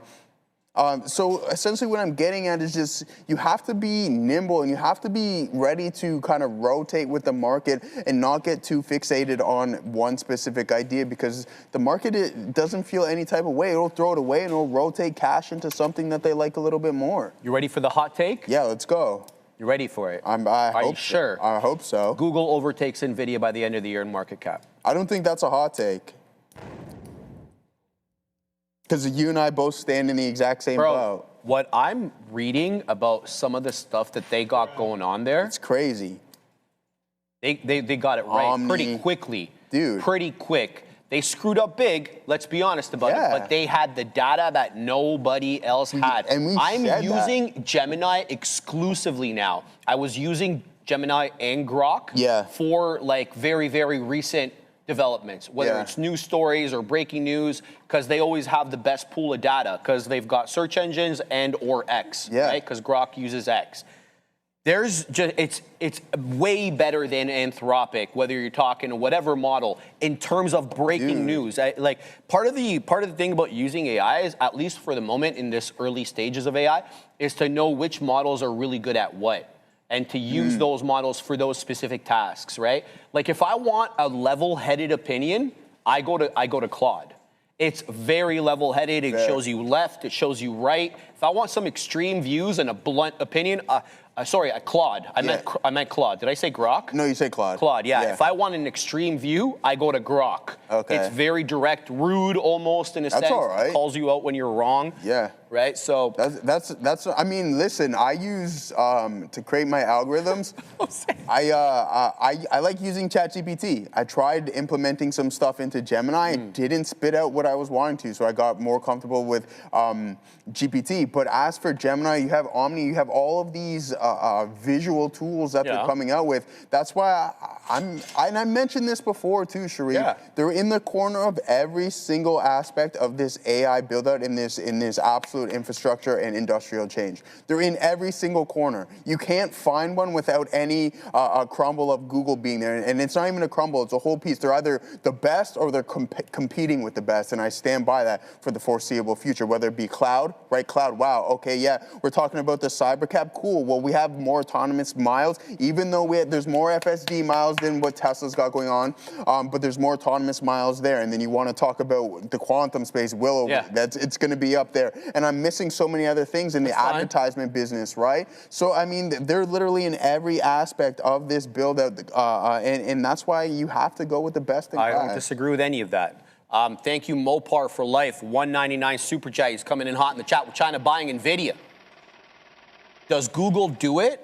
What do you mean do it? Yeah, what does that mean? What does that mean? Tag me again. You don't have to super chat again, brother, but thank you for that. Just explain what do it means. Does Google sell It's TPUs? Yeah, it's TPUs to China. They got to get the nod from the Commerce Department. They got to get the nod from the Chinese regulator. Bro, it's not the Commerce Department that's not selling these NVIDIA chips. They already had the go-ahead from, the way I understand it, from January. Yeah. The Commerce Department gave them the nod. It's the Chinese regulator who wants to pump their local brand. They want Huawei. And Jensen said it very specifically. He's like, we basically ceded our market share in China to Huawei. Yeah, yeah, they have. Right? I mean, he said those in no uncertain terms. But I think a lot of it has to do with not wanting to send them the best possible product. We talked about the derived version of things where it's like, okay, it's the modified version specifically for China. Yeah. They don't want, like, why would we want that when we can just continuously try to build our own? I want to cover 2 points. One, Bovin, you're absolutely right. I already put it on the side chart. AKAN is ripping, and it's doing good volume here locally. A little bit light initially, as you can see, but we're doing about 100,000 shares now per 5-minute candle. I think that that's good. I haven't looked at the spread yet, but AKAN here is absolutely ripping. And I see what you're saying there, Mopar. Does Google overtake NVIDIA market cap? I would say yes. Yeah. Yes, because again, zero revenue, and that $91 billion guidance that Jensen gave yesterday, again, as we spoke about this morning on the big desk, Adair and I, 0% of that, $0 of that is attributable to China. They have no China revenue in their guide. So I got to just say, prove me wrong. Let's see if they actually deliver something. Do they start buying? And then maybe we can start, making the case that NVIDIA remains king of the market cap wars. No, I think it's going to, listen, the ability that, the way that Google is monetizing their AI tools is what ChatGPT dreams of. Whoo, hot take. Literally, I don't even think that's, I think that's realistic. We got to go to Adara, but ChatGPT shut Sora off, their video generator, because they didn't have enough compute. Guess who does have enough compute? Guess who does? What is it called, Joey? Well, I mean, tell them about Google. Do they know about it? I don't know. Google Cloud? No, not Google Cloud, the video generation tool. Oh, Omni. Omni. Yeah. All of a sudden, and it's fantastic. Guys, you can take like an avatar of yourself. You just say a couple of words on your phone. It takes a scan of your face from left to right, and then you can put yourself in any video. It's crazy. In any context. It's pretty cool. Anyway, let's go to Adair with news. Couple stories here. For one, New York Times reporting that China is blocking some solar manufacturing gear exports to Tesla. If I get more details, I'll let you know. But again, this is coming from the New York Times. So solar headline here for TSLA. OMCL is the other name I want to mention here. Now, lighter volume on this, around 300,000 shares traded in the day. But if you saw this move and you're wondering why, the FDA had a product recall for OMCL, saying the device may cause serious injury or death if use continues. Back to you. This to Joey right now. So I made a video yesterday. So I uploaded a picture of me. I didn't do my avatar, so here it is. Is that you? No, hold on. It's here somewhere.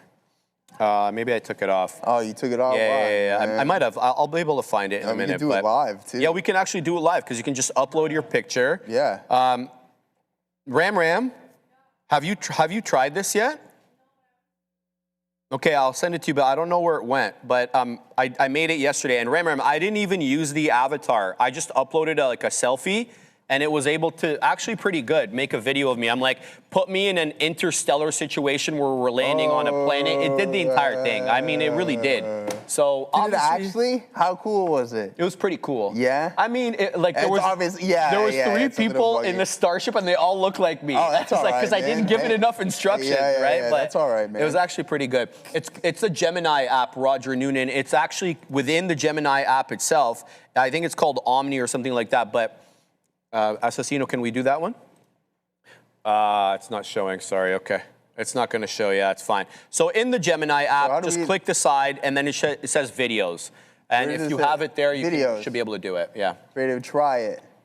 Someone said, can we make me a video of Will? I'm trying to find it 21 sugar free. Will Smith. Do it again here, Joey. Eating do it. spaghetti. I don't know why it went away. I'm pretty sure I saved it, but in any event, so just take over for a sec while I do this, and then I think we should be able to do it. This stuff looks absolutely insane. Let's see what it spits out here momentarily. I thought that was a pretty good one there. It goes to RGTI, finally starting to climb a little bit higher for us. Yeah, Black Mirror fun, man. I'm a big Black Mirror fan. I know Assassino likes that show as well. So I finally saw the commercial for Euphoria. Just didn't even know anything about it, bro. It's so delusional. It looks actually pretty good, man. I might actually watch a little bit on the weekend. Yeah, that's crazy. Out of all the shows, well, because of your favorite stars. There you go, buddy. There you go, buddy. Now you're getting it. Yeah, but I mean, there's... All right, and we're not going down that avenue. But anyways, here it is, guys. Let's take a little bit off as we climb higher. I don't know if we're going to breach through. We're building this video. It said it can take... I can't generate this video. Describe another idea. All right, guys, give me some idea. Let's see if we can get some things. Get it to... Make me a stock trading video. Let's see if we can get that spit out. It takes like, I want to say 10 minutes or so. But it's so I cool started mine right now. So okay, nice. Yeah, so we got a couple of them going on. Let's piece a little bit out here on RGTI off of these highs. And then we'll leave a little bit for a runner, because why not, right? Give a shout out to what's up, Katina Man. Back in the house. He's back in the house here. Oh, he's coming in hot with the food, guys. Here we go. Whoa, what is that right there, man? That's mac and cheese. You got the chicken. They that actually looks made good, it mac Katina, and man. cheese a little bit there. And he's got the steamed veggies over here. Carbs There's a lot over of there, fiber there, Katina, man, bro. That's pretty good, That's though. crazy, my boy. Yeah, generating. So it may take a few minutes. So we're gonna send it to Ram or Assassino or whoever, and they'll be able to play it. Katina, man, we were just talking about Gemini now has a video generation tool, and you can throw yourself in there, and you can put yourself in like in any situation. Yeah, which is interesting because, you know, their competitor, ChatGPT, all of a sudden shut that down. Their computers were melting. They couldn't we've talked about the line being blurred within social media to see if what's real and what's not. But just watching the Google keynote, I'm like, man, this guy is really. There is essentially no line anymore. Your video is ready. All right, let's see what we got going on here. What happened? I just said make me a stock trading video. So let's see what we got. Yeah, but that's not even you. You got to put yourself. I don't know. No, I just said make me a video. That's pretty cool. But still, like, look at that. Thanks, man. I appreciate it. Look and see, that looks exactly like me there. You see this guy? So yeah. Here it is. Oh, this is the exact same one. Okay. Okay. Fabian, should I send this to you or should I send to you? Okay. Sending it right now. This is cool, dude. All right. So we're gonna go ahead. We're gonna save video. Yeah. Something went wrong. Okay, that's okay. We're gonna try it again, Joey. All right. Here we go. Let's save video. Something went wrong. Okay, let me try to share it. I can only create 2 more. Okay. Let me see if I can do this. Hold on. Stop making me nervous here, guys. Chat. There we go. Perfect. Something went wrong again. It's okay. It won't share for some reason. It's all right. Yeah, do your thing, man. What we're going to do over here is just see what we got going on. Rigetti up 25%, so not too bad of a look. I'm glad that we took a quarter off at the top. Probably could have took a little bit more, but again, this is small potatoes. This is absolutely nothing. Just more or less putting it on for the folks back home, aka you guys. We'll move half off. Your guy in the only bullish charts. Yeah, exactly, man. You just gotta remain bullish, stay long forever. Okay, a nice uptick. You can see on the tape that we're printing 26s. On the ask, we have 27 right now. Got it. We have a previous pivot around 34 cents. So let's see if that can be breached.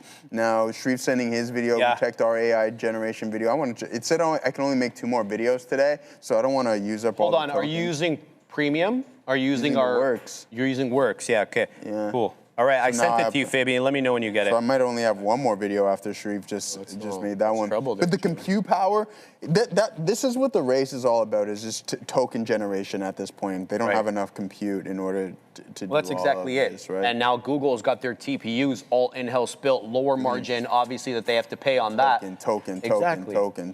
All right, let's talk some trading here. Sorry, yeah, let's talk trading. Yeah. Sorry, how many, would you say they're trying to generate a quadrillion tokens a day or something like that? I saw, that was, I don't even know how many that was zeros that Google. is. That was that Google? Yeah, man. Yeah, it was quadrillion. It was something trillion year over year. Yeah, so it shows you that's a huge insane. increase there. Yeah. Guys, I'm still holding MNTS. I'm still holding GCTS. MNTS is failing. The spread really opened up there from 29 down to 12. It hadn't been that way. I was looking for a 20 area defend. If the bid moves up back above 20, I'll stay into the position. If it fails, I'm out. So this one does look like it has some resistance at 740. There's multiple rejections at 740 starting around 1123, and we haven't been able to shake that seller there. So I'm a little concerned with the spread really dropping here. We're going to keep a close eye on that one. For now, we're going to go to Adara. Let you guys know President Trump finished speaking. He is done for now. There was not too much said here about Iran other than the couple things I mentioned. He also addressed the reports of delays to the AI and not AI and crypto, AI and cybersecurity related signing. He said that he had some issues with the bill. So if and when that changes, I guess we might hear more from him. But either way, he's done for now. I am not seeing him scheduled to have any other appearances in front of the camera today. Back to you. You get it, Fabian? Yeah, it takes a little bit of time, but to load up there. Yeah, okay. So we've recovered a little bit here on the MNTS. So that's part of the trading these like ones with a bit of a wider spread. The bid dropped off pretty aggressively there, and it's holding trend. So I'm going to continue to hold this one. I got to tell you, I'm not liking a lot in the market right now. I was looking at GOVX. It's straddling VWAP. I don't know how to feel about that. CODX is not my cup of tea either. PIII is also failing. But I got to tell you, the quantum names look pretty good. Rigetti, RGTX, QBTX, they're all putting in higher lows. To me anyway, QBTX looks like it's a spot-on buy at the 20 EMA, but we are getting a little bit top-heavy here. So you can kind of see we're not really ripping into area highs, but we're also not losing the up higher low trend. So that is something to consider there on these quantum names. GCTS, MNTS, the ones I'm involved in, AKAN, this one was a little trouble, topping tail into 28.17. There does seem to be a buyer above in, though, at around 24. That's the fourth candle in a row that's defended that $24 area on AKAN, but I don't know, man. I'm not really liking a whole lot at the moment in the world of small cap gappers. Why are you laughing, Ram? Oh. That's okay. Just show everybody. That's the picture I uploaded, Ram. I took an elevator selfie there, right? And that's what it made of me. Brace for impact. This is wicked, man. Like, and I gave it 2 lines of instruction. Yeah. Go back to the elevator selfie there. Just pause it. Yeah, let's pause the elevator. It literally took. Yeah, you know what I mean. This guy. Why you gotta duck up me like that, bro? Right, it screwed up my mustache though. Look, it gave me like these curls. That's nice. At the end, I don't mind it all that much. Go back over to Katina Man too. You guys just flipping the camera everywhere. Yeah, Katina Man's having lunch. Man, let's not call him out when he's trying to eat his food, man. He's just trying to chill out a little bit. But yeah, stay smooth, I gave it literally 2 lines of instructions. Imagine what like a well thought out, line by line, detailed instruction. Put this in the background. Put this person here, like a good one. I think this is fantastic. But how long, kid? Like, I mean, it can't generate these long. I don't know how long. I'm not sure. I don't think they can be very. It's probably very token based, obviously. For sure. What is my prompt roulette? Nothing, brother. It literally, you want me to read the prompt to you? Let me see if I can find it. It goes Rigetti right back up to. I said, put me in a spacecraft similar to the one in Interstellar and show us crash landing on a planet. That's all that I put. I mean, imagine if I had like put Joey's face, I put Katina Man on there, and I said put each one in a different seat here and there. Get Joey, hooking some guy in the back there. Yeah, knocking out an alien. Like the prompt here obviously is is very important, right? All right, we've beat that up enough. Let's go to Adair for some news. Yeah, just be aware here, Fed's Barkin still talking and raising some concerns here about gas prices, saying it could take months for gas prices to fall even upon the reopening of the Strait of Hormuz. So not too much of a concern here in USO. Just be aware. Barkin's still talking. I wouldn't say he's out and out doom and gloom, but there's definitely a lot of caution here. Back to you. Thank you very much for that. All right. Can I touch on something here? Brother. So let's get into the market and see what the NASDAQ and the SPY have been up to. It's pretty choppy, right? So you could just see eastbound and not necessarily down on these two. So SPY and the Qs just moving sideways. And then we had initial volatility spikes within NVDA. I mean, we're in the teens now. Should I buy a little bit more? I'm thinking so. We have JPM who's slowly starting to find its footing, which I like. We'll grab a little bit more JP Morgan. I have it in both my accounts, but we use the CDR route, which I like. But yeah, I mean, if this ever happens to fall into 215, I think you buy it at some point. The price targets of it are around $300, I should say. Wedbush putting it up to $330, which is a big time return. Let's zoom out here and see what we got going. I know I said I'm mistaken. So if we go from $200 all the way up to $330, right? That's 64%. From where we're currently trading at, we go up to 330. It's 50%, right? I said 30 this morning. I meant if you're at 230 bucks, you go up to 330. That's a nice return. And some people have a 4 handle on this name, which I like a lot. This consolidation, it's a nice break. It was lengthy. I'm not going to call it dead money, but we weren't doing much for too long. And then you have that additional liquidity grab, and then off to the races we go here in NVDA. So I like what we got. It's a strong name. I know we're worried about what some of the competition, obviously the custom ASICs within Amazon and Google, what they have going on, but they're involved with Grok with a Q. And we have the sovereign nation, so the pipeline is there, and there's still a demand for all of their products, which we need, so. All right. You asked for it, you got it. Thank you very much for the $2 super chat, Everything Brew. Sharif, do a double backflip. So I took a picture of the set behind us, and I uploaded it into Gemini. I said, and I gave it those specific instructions. I'm like, show me doing a backflip. So we're waiting, double backflip. So we're waiting for it to generate. Let's keep an eye out on that, guys. But I'm starting to feel less and less confident in the trade, on MNTS. It feels like it might fail this 720 area. Again, the bid is below it. The ask stays above it. I don't know how to feel about this, be honest with you. I do like the look on GCTS a little bit better. It looks like there's a staunchy 740 buyer, and they've been there for a hot minute, especially with that double top that we saw earlier on. However, we're not breaking through the $0.50, so that creates a bit of a problem for me as well. But AKAN is ripping, Bovin. After holding $24, here's 27 again with a 28.17 high. Look at that green candle, man. Basically trading at the high with a low of 24.89 or so, high of 27. AKN, I believe, is quite spready and probably should require some more risk management parameters on your part just so that you don't get rinsed on this trade if the bottom is to drop off. But we're going to have to put some respect here on AKN's name because it keeps making these area highs. So let's put it up on a trading screen over here. On the NQ it goes. So right now I'm seeing about a 50 penny spread, as I anticipated, given how this one was moving.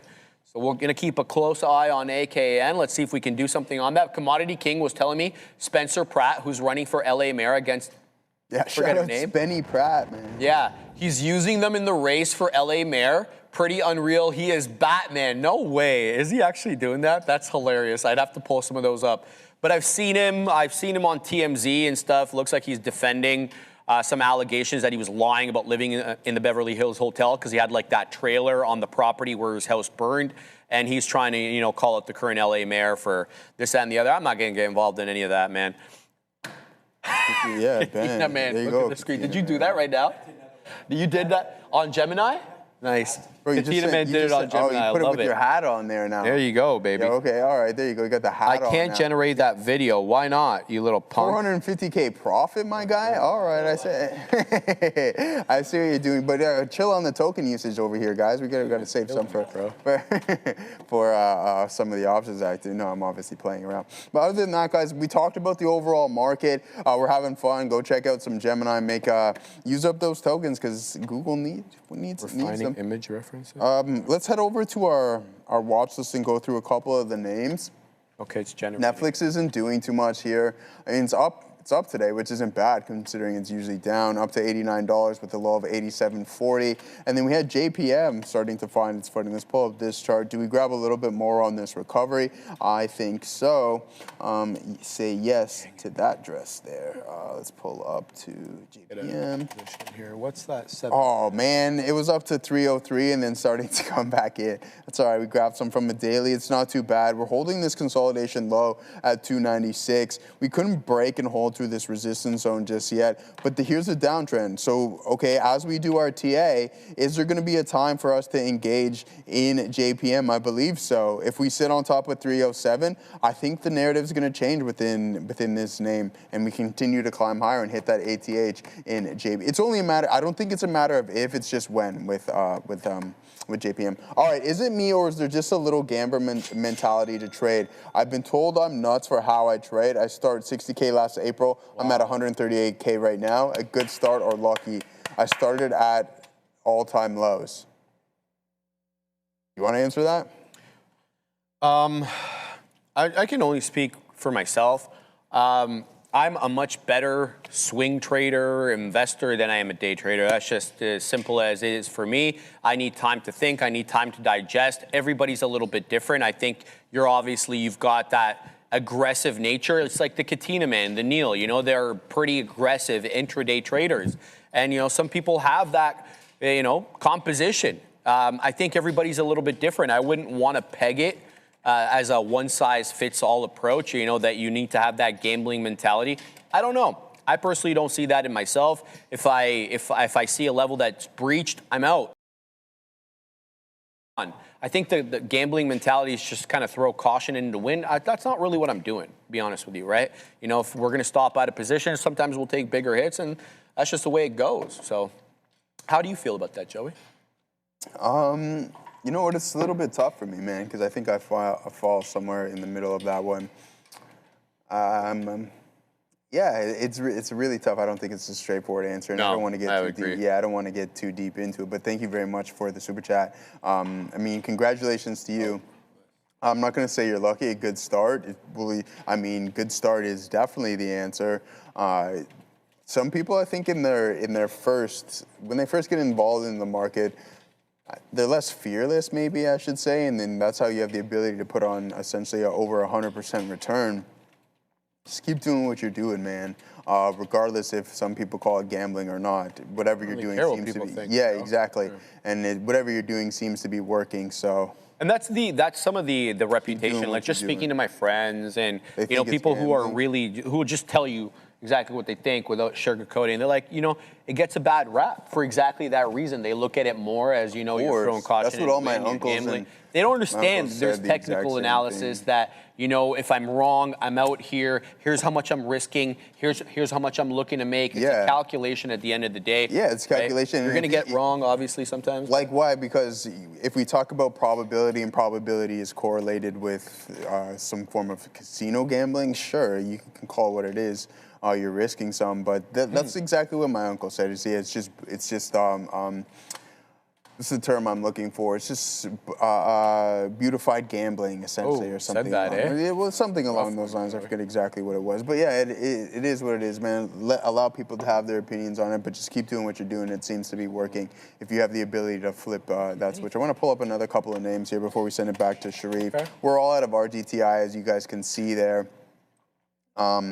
We took some off at the top and then now starting to come back in. If we can catch the lower end of the range and then maybe an additional leg higher, we'll rock and roll on that front. So it's been a good one here. NVIDIA, we'll pull up a couple of scalps. I mean, it's nothing crazy, nothing to write home about. 2 small scalps right here on this name, and then we take a little bit of a pop on RGTI. So it's just like boom, right at VWAP, but you take it right into the supply zone, sells off. Good stuff. Boom, we take it into the supply zone once again. It did climb a little bit higher, but look what happens. Whoosh, straight to the downside, falling almost $7 off of this pivot high over here. And you can see the resistance zone that was starting to form around 1644, which is really important. Just get out of there. Didn't breach through and then sold off the remainder of the day. So NVDA actually down 2% here today.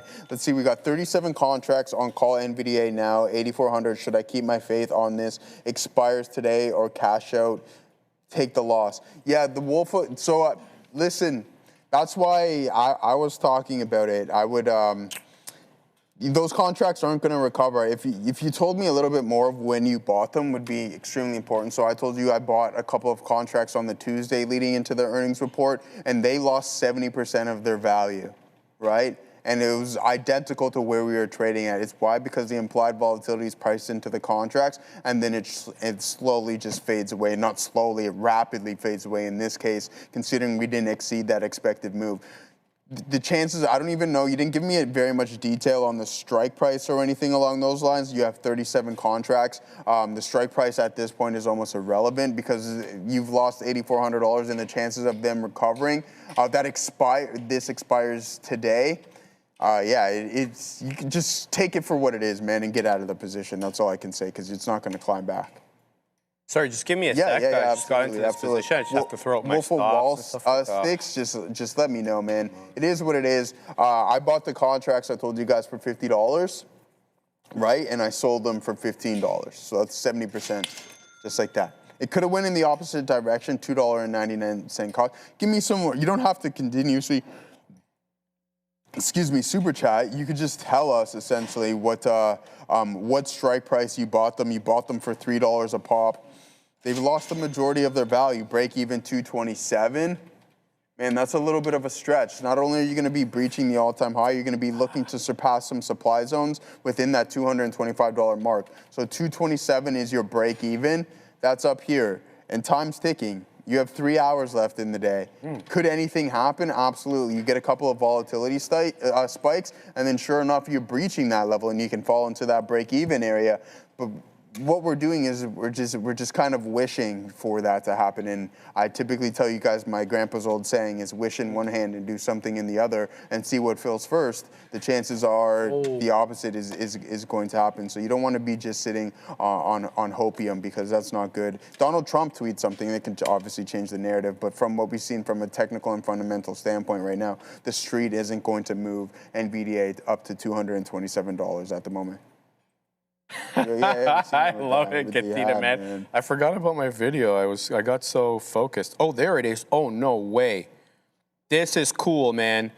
Oh, my days. What is this craziness, though? This is wild. Okay. It's not, I think, it's not realistic, but it's cool. Oh, Fabian, I'm going to send you this, okay? There we go. I want to take a trade here on AKAN. Yeah, I'm going to. I got stopped out, so we're going to go ahead and we're going to go 26, 39, 26. We have to go all the way down, like 15 or something like that. On that, looking for, what do we got? We got 27.06. That's like the worst print I could have gotten on that. Let's see if we can mosey back a bunch. So I got in at 27. I wet the beak into 28, but I ended up getting stopped out. 26, below 26. So I'm seeing a buyer locally here at 26.40, which is why I've put my stop below that. So let's go ahead. I'm going to put almost the entire position into about 27. Let's just go 77. Let's see what we get in and around there. So we'll see if this holds up. Bro, it's showing like it's accumulating a little bit. I know, Ram, it's crazy, but it's pretty accurate, though. Like, I have to give it more instructions, which I obviously didn't. So I just have to focus on this position at the moment. Let's see if it pops up, but we'll get into that whole banter later. 28.17 high on AKAN. It's got higher lows, but it does seem to, the bottom does drop off at times because of the spread, so you have to be careful with this one. That's why I've got to keep my eye on it in case it does rip through my stop, even though I did give it a wide spread. So I got a really bad fill. Oh, goodness gracious, I got stopped out again. Yeah, this is not the right trade for me. Okay, so let's just leave this one alone because I clearly don't have the read on this one. Well, how's the other one doing? It's breaking down as well, it feels like. Yeah, GCTS is losing trend here. If it loses 33s, I'm out. It's showing 38, so this one, it's tough. Wolf of Wall Street X. It's all Sharif's fault. He sent me his feet photos last night. Sag, bad luck? Yeah, no. I'm not into feet, brother. Oh, no? That's weird. Axe that? Here I am. Oh, look at that. Oh, yo. This set. Look at the quad. Look at the accuracy on the quads. The accuracy is. Like, yo, I'm in space here. Isn't that great, let's though? do a double backflip on this set. Bang. Isn't that cool, though, guys? Like, it has the entire, and the chair's moving and everything like that. That's pretty like, cool, man. Double backflip on. Yeah, so the point is, it's actually pretty good if you give it the right instructions, right? I think if you actually give it, take the time, put in line by line, here's what I want, here's what I want you to do, here's what I want to see in the background. I think it's pretty good, man. I think Google really is the company right now. Ask the chat for prompts. That will go over well, Fabian. Fabian, we're running out of tokens here, man. I've never seen a reverse underlip. Yeah, I don't even think I can generate anymore, Fabian. I think I've limited it to 2. Someone asked me to make a video of Will Smith eating spaghetti, and I didn't. Do it, man. So I tried. It said no? Fabian wants us to ask you guys for prompts. I think I have a couple more video generations. We may as well. It's Friday, Junior. Yeah, let's get into that and do something along those lines. So put those prompts in the chat and see what you guys are want to see it. Maybe we can generate a couple of videos. With that being said, let's head right back into the market, invest in the tokens. Yeah, that's crazy. Yeah, look at that. Yeah. TE, ARM, AMD, Microsoft, what else? EAAP, what the hell is that? Up there, no? These are the next generational wealth tickers right there. Yeah, it screwed up those tickers pretty bad. Those are not the tickers that are there. Good call, Fabian. I didn't even notice that. Yeah, it's another issue, obviously. Hallucinations there. Shout out to my man OZN. Make Neil eat pineapple pizza. That's actually brilliant. That's actually brilliant. And we'll set it up for him when he comes back. Oh, and Joe eating pie. Yeah. Assassino.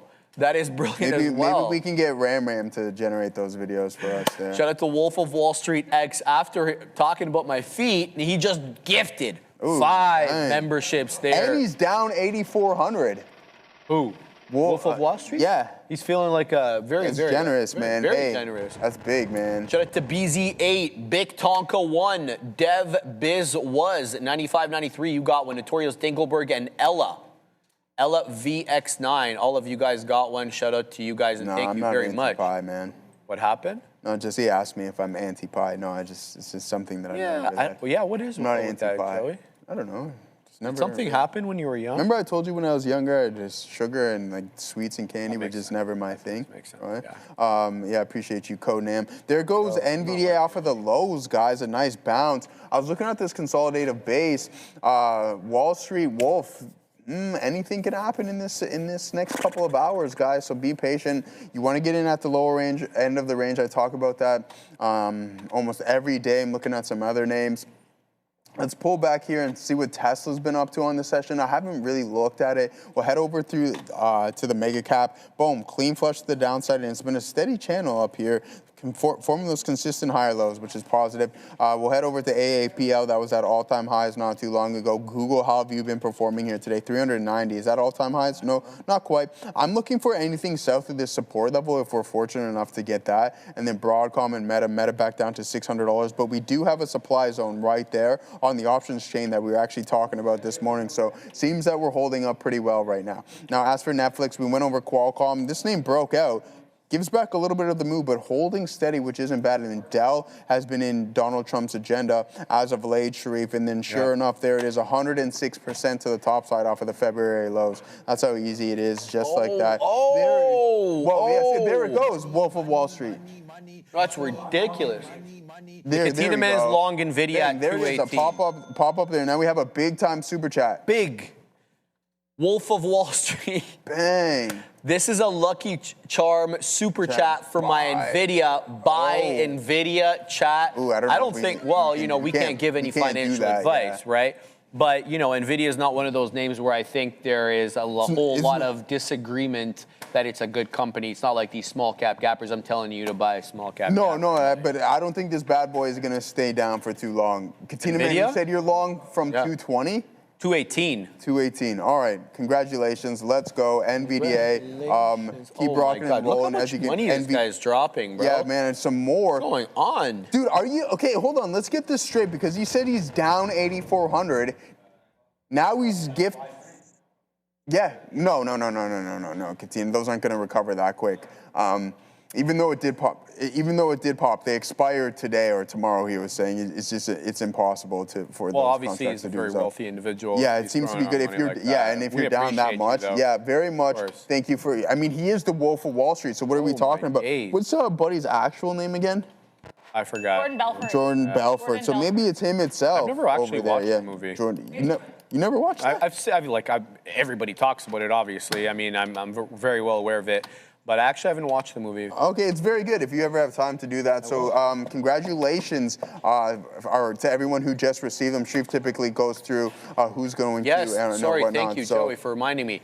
All right, let's see. You have 25 names to call out. Yeah, we'll go through some of them, buddy. Sufyan, James Dell, the OG got one. Patrick Jam. And then there's some Korean letters I can't read, and I do know that they're Korean. Triple F, Everest. We got Life is Good 2012. And then these are Mandarin letters. I should be able to read these, but I can't. That sucks. I don't know those ones. Destiny Shares, you got one. Aisha, DaCosta, Arhan, Who else? Starship Driver got one. Future Boy as well, Joey. Moneymaker 24 and Dixant 123. Joint F, Ken, do I? All you guys got one. Thank you very much to the Wolf of Wall Street for that. Guys, I am having a hard time about it today. My trades there, they're not clicking today. And we're going to get stopped out of here. We're going to stop the bleeding on GCTS. Yeah, it's just not holding up. I can't. What is happening here, Joey? There's a whole lot of dropping. GCTS is losing the bid, AKA and stop me out. CODX, be careful with this one. This is the lower high setup we were talking about, right? That trend line break and a move back in. Be careful with this. It's trying to break through 4, but this one could be trouble. We'll keep an eye out on that. Oh my days. Big dog. $200 super chat. What the hell is happening there? Wolf of Wall Street. I can't disclose my name, but let's get the money. Yeah, Jordan, I like that name. I like that. Jordan. Jordan? Yeah. That's crazy talk right there. Jordan, man. The real Jordan Belfort. That's crazy. Right? Nah, man, thank you very much. No, we don't even really, thank Wolf you. of Wall Street. Yeah, as they say. X. So if you guys are ever curious as to where the super chats go, it goes just right back into the business. Yeah, Joey and I, we don't see it. Unless there is a specific thing that it's earmarked for. So if you guys be like, oh, drinks or pizza on Friday, then they go ahead and do that. So right? I mean, it gives hey guys, here's burger money for tomorrow. Exactly, then. Yeah. No, but that's what they do. That's what they do. They'll if you earmark it specifically for a thing, but if you're just giving it to us, you want burgers. I got you. Yeah, you know what I mean? So it's a hint, assassino. It all goes into the same pot, actually, Katina Man wrote, and he's absolutely right about that. Thank you, Katina Man, for After Katina Man catches his cut, 85%. You can't disclose the secrets like that, man. My bad, Katina Man. All right, man. Well, Google takes a third. How much? A third of the money. And he dropped another 50, Katina Man. Are you seeing this, man? I sent y'all donuts twice before with Postmates. Now go figure. Who's back? We love you, man. Shout out to Wolf of Wall Street 6. I do remember that, actually. Yeah, that Krispy Kremes. I remember those. Those were quite delicious. Gotta be honest with you there. The Katina Man is cheering him on right there. That's what was going on there. Assassino, if we can put up the screen there. There you go. Katina Man, zoom in on that, brother. Zoom in on it so that people see it. There we go. Who's in the background? Yeah. There's people cheering Katina Man in the background because they like to trade so much. $2 in the money on NVIDIA. They couldn't handle it, right? So shout out to the man. Shout out to the GOAT, Wolf of Wall Street. That's enough, though, little brother. Stop dropping money like that. It's crazy talk. Katina Man says, don't stop. All right, Joey, what are you looking at, man? Because I can't find anything that I like at the moment, and I've been looking. All right, I mean, don't force anything, right? No. Once again, Wolf of Wall Street, thank you guys very much for that.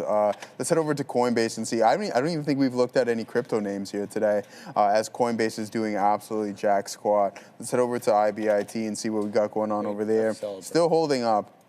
So this print is a little bit different than what we've seen. That drives me. Actually, no, it's not. Okay. Actually, yeah, it is. So this drives me nuts. This closed up here, and it was a hammer candle. Now it's showing and displaying something a little bit different.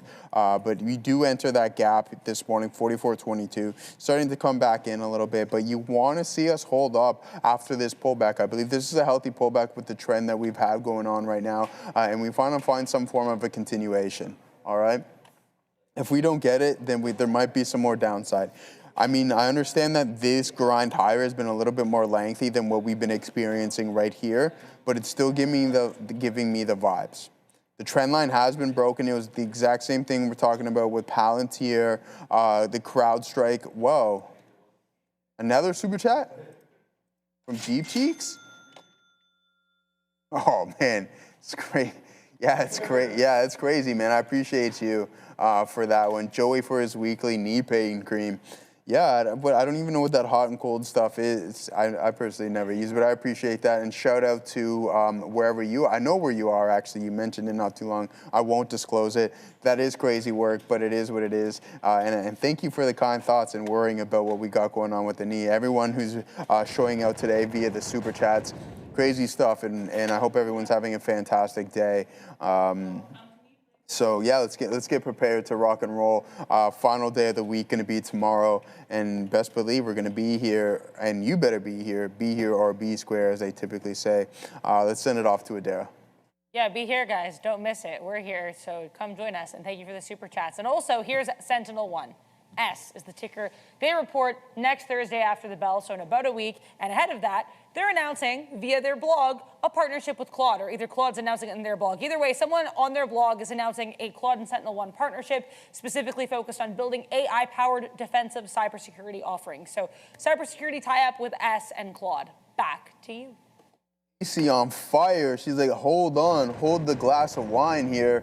We got some more memberships being gifted. James Dell. We have Michael Burnett, Codename, Zero Disco, Raz Trades, Caleb, Ardvin, Press Not Perfect. Okay, James Dell. Oh, James already got one. JD Cartliff, Bitman, and Schwimmelos. Anyways, congratulations to all you all. Ozan, yeah, there you go, Ozan. Shout out to Katina Man and Ozan himself.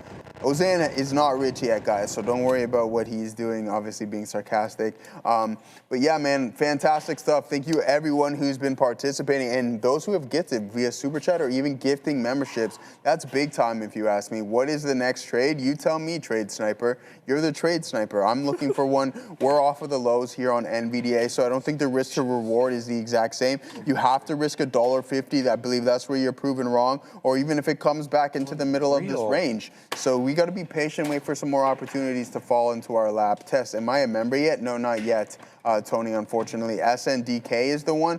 Whoa, $50. Opt King on X since y'all asking? Oh, okay, there's his X handle. Opt King on X, so he's the Options King on X. If y'all are asking, 50 smackers, just like that. You're gonna add him? Yeah. See what he's been up to over there, and see what Ops Kings. I got testy on my X account. What does that mean? Like, I'm pretty controversial with some of the stuff that I say. It's X, man. Yeah, do it, man. If you're going to do it anywhere, then... Exactly, that is the platform. Yeah, exactly. Do it over there. Glad the knee is doing well now. If we can work on the Charlie Brown shirts. Did you want one? I can send you the link for it if you want grounded flights. We can get you that shirt for sure. Katina Man printing some stuff up there. Wonder if it's a tax. No, he's done the tax thing. The tax related? What do we got there, Katina Man? Tonight's lineup card. Oh, we got the lineup card. Yeah, it seems super hot right now. Ooh, we like this. We like this. We got the lineups for tonight. Yeah, good stuff here. Looks like a star-studded one. Yeah, it's in second spot. Second batter there, my guy. So yeah, good stuff. Joe, how are they doing this to your Katina Man? They're first place, guys. First place. Yeah, that's what we like. How many games in, Katina Man? There goes NVDA, Wall Street. There it is, continuing to climb higher, right back up to 222.50. Let's go, baby. There goes. We're getting back towards the high. Oh, guess who put in a new all-time or a new high of the day here, Sharif? Yes, sir. Applied Digital. There goes the market. There, hey, Wall Street, you monster. I hope you didn't close that because there goes the volatility spike that you were looking for. Market screaming higher, the Q's climbing, the SPY climbing. Guess who probably said something in regards to what we have going on in the Middle East? Somebody did because the market starting to rip. All right, man. I'm just Bitcoin ripping? I don't know. Yeah, Bitcoin moving as well. So everything is climbing. He's long. Katina Man's long 218. Shout out to him. Bitcoin's rocking and rolling. Everything's USO really starting flush. To move. USO flush. People are seeing it. People are talking about it. I'm not seeing anything either. Can we get the Stone Cold theme, bro? Wow. That was Assassino. This was Assassino this morning. Let's go. Why? He did it? No. It's a party foul. That's all, man. It happens. All right, watching GCTS, guys. I'm trying to find something good here. I can't believe I got out at the low on GCTS. Doesn't mean I'm going to get back in here. This is the area where I got in originally because I saw it as support. Let's see if it's resistance now. I'm not, guys, if there are any small cap gappers, set me up because I'm not seeing anything good here on my scanner. I've been looking. There's really nothing coming up. The only thing that I'm really liking are these leveraged quantum names like RGTX, QBTX, etc. And he dropped another 20 gifted memberships. My day. Oh my goodness, $100 by dropping. Yo, we're up to like at least a few $100s here, man. Sharif and Joe, the best show in town. Peace. Take care, man. This guy just drops on. Where you go, Dragos? Where and you he going? walks out. Yeah, where you what going, is that? my What's guy? going on there, man? What's You got to hang out with us over here. there in What is happening, man? Chi-Town? Chat is making it rain. In fact, oh my days. Oh my God. Let's say hello to everybody, guys. Yeah. KC5 or Wolf of Wall Street just dropped 20 gifted memberships as well. Kathleen, G. Thomas, P.S. Sanchez, Random Sandals, User 7331, Joker, M9Z, Whoa. Bobby Brackets. All of you guys got Wolf one. just did? I didn't. He just dropped another one? 50 memberships. Holy. And now we got Vladimir dropping 10. I think that's what the Romanian. hell he on Something there? or another. Greetings from Romania. Yo. SOXL to the day high. Go. What's up, Thank you Romania? very And much. I love the profile Oh my picture. gaze, bro. What the hell? What is happening Sharif, here? You're not going to read out the 50 names? Shut up, dude. Shut up, dude. Are you kidding me? This guy said, unbelievable, man. Yeah, all of you guys check in the chat to see if you got a gifted membership. It's really easy to see. If your name is green, all of a sudden your name is green, then you've got a gifted membership, right? There's how many? Is there actually? I can't even see. It doesn't ever feel like that. It doesn't look like there is, Katina, man, because look at the amount of people coming in right now. It looks like ridiculous, right? Wow, oh my days. Look at the chat is freaking out So here. you got to get in the chat, everyone. If you want to have a chance. Oh my days.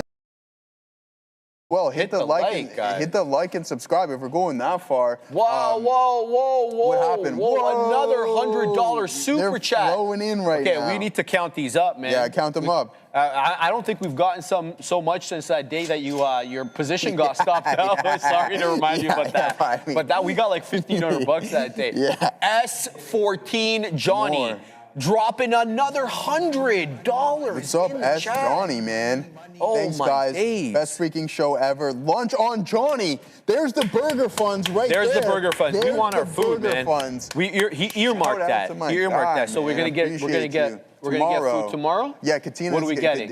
Whatever Katina Man wants. Because Brendo's not here, right? So we got to default to the big boys. So that's why Katina Man, what are we gonna get tomorrow with that hundo? For lunch. Because it's earmarked for food. We'll get any day we want, he said. I like that. Okay, what do you want, though, then? What are we going to get? We got $100 to spend.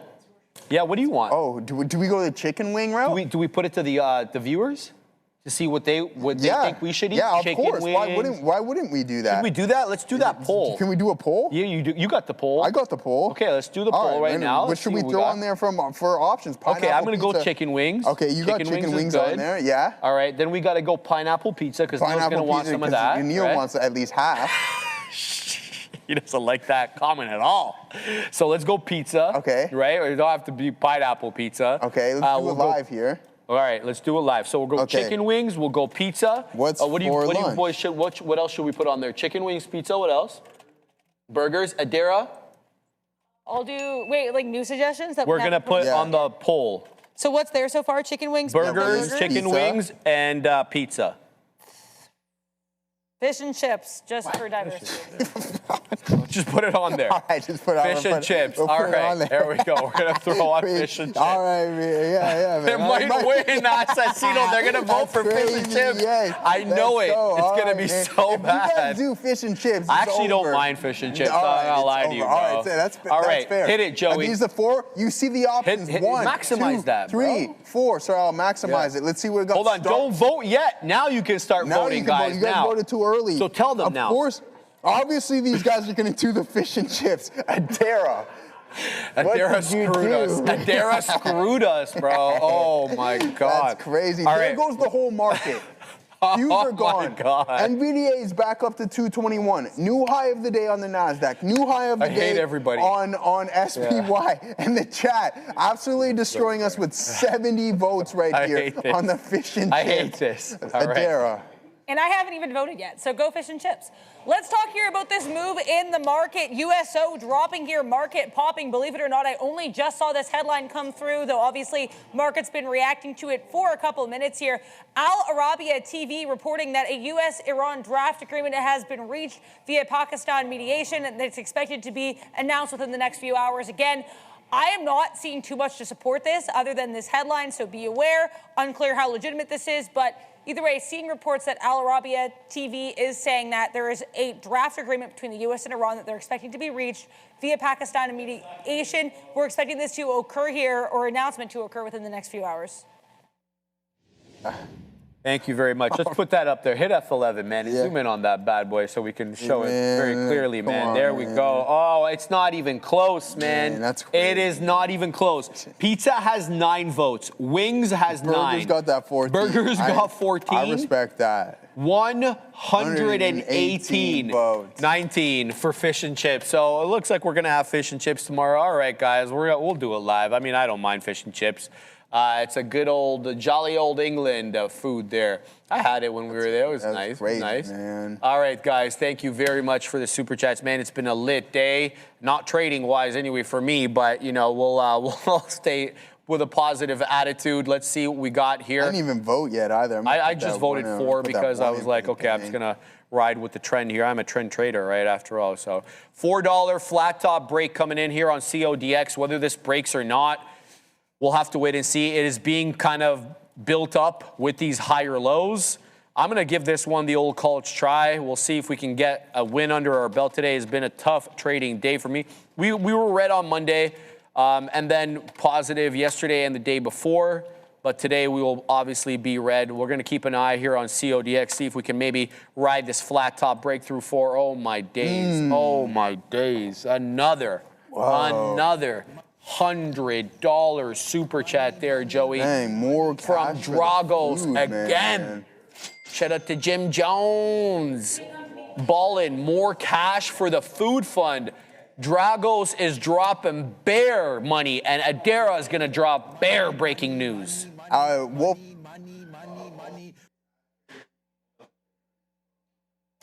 Guys, I want to talk here about this move here in the market. As we know, a couple of minutes ago, I did report that Al Arabiya TV said there's a final draft being reached here of the U.S. Iran agreement, expected to be announced within the next few hours. I have more details on this draft, expected here to include an immediate and comprehensive ceasefire on all fronts. The parties will mutually undertake to refrain from targeting infrastructure.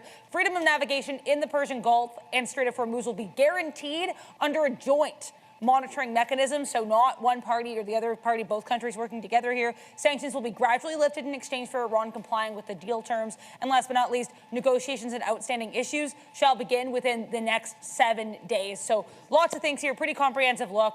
Check out on XTV Research. I'll probably be posting like the highlights of this, but some more details if I get other details on this proposal, and of course if I hear an announcement. Back to you. Dragos, you're halfway there, right? Like we're talking about NVDA at 219. Did you cut it? You needed 227. You're already halfway there, and I mean, did I not mention you need some form of truth or tweet to step in? Drago, or not Dragos, Wolf of Wall Street. Check me at Trader TV Joseph. That is my ex, but. The trading gods heavily favored you here today, donating and then also giving you exactly what you need. That's no coincidence if you ask me. Sharif, there it goes. Now 221.92. Look at the TQs go. Look at the SPY. Everything is ripping now. The market is absolutely ripping. The quantum names, everything is going absolutely nuts. Let's rock and roll. Let's get involved in some NVDA here via NVDL on some form of a pullback here, guys. Thank you very much to City Poi. AMPG is ripping. All right, we got to put this up here. I got into CODX. We're going to give it to 88. So there's a buyer here at 90. So we'll see how this one ends up doing. Who am I taking off here? AMPG. This is one that I actually had on earlier. I had to take it off because it wasn't doing anything, but through 5, but it just ripped up there. And maybe this is an omen. The high of the day is 525. So we'll see what this one, if it comes down a little bit here. I don't want to chase it at highs, but AMPG just absolutely ripped through that $5. Do you have something you want to mention? Look at everything go right now. Look at the NVDA go. You're now up to 222. This thing is going absolutely nuts. Hopefully, Katina Man turn things around bigly over there, man. Bigly. This is massive. There it is, man. Hit the dollar club on that one. I don't have that anymore. I don't know what happened to it either, Sharif. But SPY, Q's here. Let's pull it up and see what we have, man. These things are. Does that mean $4 in the money? Oh. That didn't mean $4 in the money, Katina Man. Our Sharif. What? What does that mean? Oh, $4 in the money. That's what it literally means. I verified it. Yeah, let's go, man. So it's fantastic. Look at this, 15 minutes straight buy program right here. Let's run through some of the other larger names. What has Google been up to? Let's get these quantum names who aren't even doing anything and take a look at what we got going in goggles. Oh, yeah, you guessed it, new high of the day. I wonder who made an additional all-time high here today, Sharif. Oh, Apple, 304.38. Bang. Did CrowdStrike? Let's see. No. Damn. And last time I saw Crowd was negative on the day. It's recovering, JPM, big recovery, too. So, yeah, not too bad, guys. Looking absolutely fantastic here. Absolutely, Joey. It is a good day for the long term today. Let's continue to watch, see how everything is doing. So I'm in CODX here.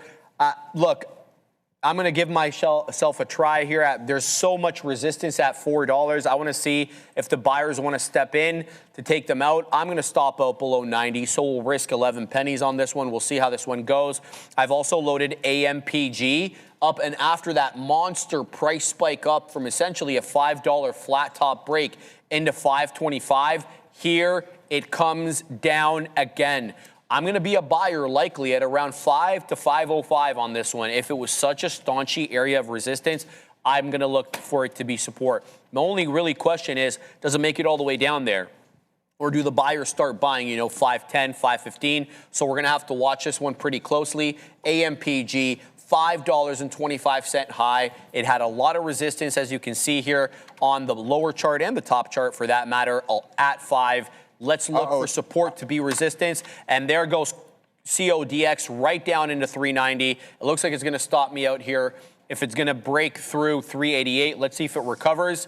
Otherwise, we stop out here of CODX as it won't hold that level. Otherwise, it has to take out $4 to the high side. So we're going to keep an eye on that. Casey saying thank you to Apple. Apple, what is it doing? Just got into a more all-time highs, 306.60. Yeah. What a rip city this one is, Joe. So, Sharif, I got to get back into this because, guys, look at the volume. Something else stepping in here. So we had this breakout volume, but now you're met by equal defense. You can see it's even larger. Boom. That volume print. So watch out. There's probably another headline that's going to drop momentarily. We had NVDA punch through the volume weighted average price, but then it slid a little bit, and you've seen the volatility really start to uptick and you can see that through via volume. So it's increasing. Something's going on. JPM punch through VWAP, now forming inverted, and volume right there. So JPM giving up the majority of that move. Let's see if it can hold up. I think we can continue to rip. I'm looking to get involved for a climb back up into 223, 224, and that's what I'm talking about. You can just tell by the volume that something happened. I want to hear from Adara. So what I have to say here, Joe, has nothing to do with the overall market. If there is anything with that, I'll keep you guys posted. But I do have to talk about Stellantis. Stellantis has actually halted news pending. We got the news here. I know I mentioned earlier today, and it was actually on our watch list, that they announced pre-market this 5-year strategic plan, which involves a just under $70 billion U.S. investment. They're now laying out their targets for 2030. So they're seeing revenue of 190 billion euros by 2030. That would be up from 154 billion euros. Last year, adjusted operating income margin of 7% by 2030 with significant near-term improvement. They're also seeing positive industrial free cash flow in 2027. That would be up to 6 billion euros by 2030. So they're seeing cash flow growth and revenue improvement here. Again, news pending halt. That is the news when this opens. And we'll try to watch to keep you guys posted. But in case you're wondering why Stellantis is halted, this is why. Back to you. Go ahead, Joey. Yeah, sorry, I'm just trying to fix something here now. What's up with this thing, man? Nothing. PG? It's all right, we'll figure it out. Anyways, aside from that, one of my charts just decided to glitch right there. I thought we were going to calculate how many super chats we actually had here. Let's do that. For me to do the math, that's probably not the best idea, but a lot going on here. Where'd all the $100? Oh, these are all expired. So there's $100 there. It's ridiculous. There's another that's 200. That's another 100. That's 300. We appreciate you guys, Dragos 400. Dragos 400 over there. I can't even. Let's scroll over here. And then we had the Wall Street. Our guy $50 and another $200. So there's so much going on, man.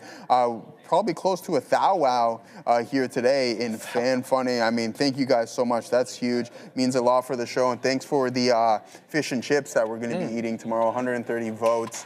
I don't know who's going to be behind there, but oh boy, fish and chips. Do we have a fish and chips place around here? Let's find out, man. We're going to go into Google Maps right now and see what you have. Fish There you go. First one. Fish and chips. We got Freshco. Yeah. Fish and chips at 1.6. Adara says they're good. 1.6 kilometers away from here. Okay. That's far. There's a one that's 600 meters. St. John's Fish and Chips. And they have a 33 rating, 4.3 stars. Freshco's has a lot more, 4.6 with 1,250. There's another one here, 450 meters. Artful Dodger Pub. They're good. I haven't had their fish and chips, but their food is generally good. Freshco's is really good, but like they're right by my house, so like that's my local fish and chip place. But also, again, like you could not pick up Freshco, you could pick up Artful Dodger. Okay, got it. Cool. Well, I think we're probably gonna get Uber Eats, I'm assuming, right? Okay, so we'll have to wait and see how this all goes, but this is very exciting. I haven't had, when's the last time you had fish and chips? Joey? You've never had? That's serious? Yeah. Never once. You even taste it? I mean, obviously I've had fries, but I never really ate baked I was like, why is he ignoring me? I look over and you've got that smirk on your face. It was never really my thing. No way? No, I swear. Okay, well, I've had it plenty of times, man. Like, what is the fish that's typically in it? I don't know. Halibut? Maybe. Right? Halibut? I have no clue. Right. Often, Adara says. Okay, so we'll have to wait and see exactly how. Ram.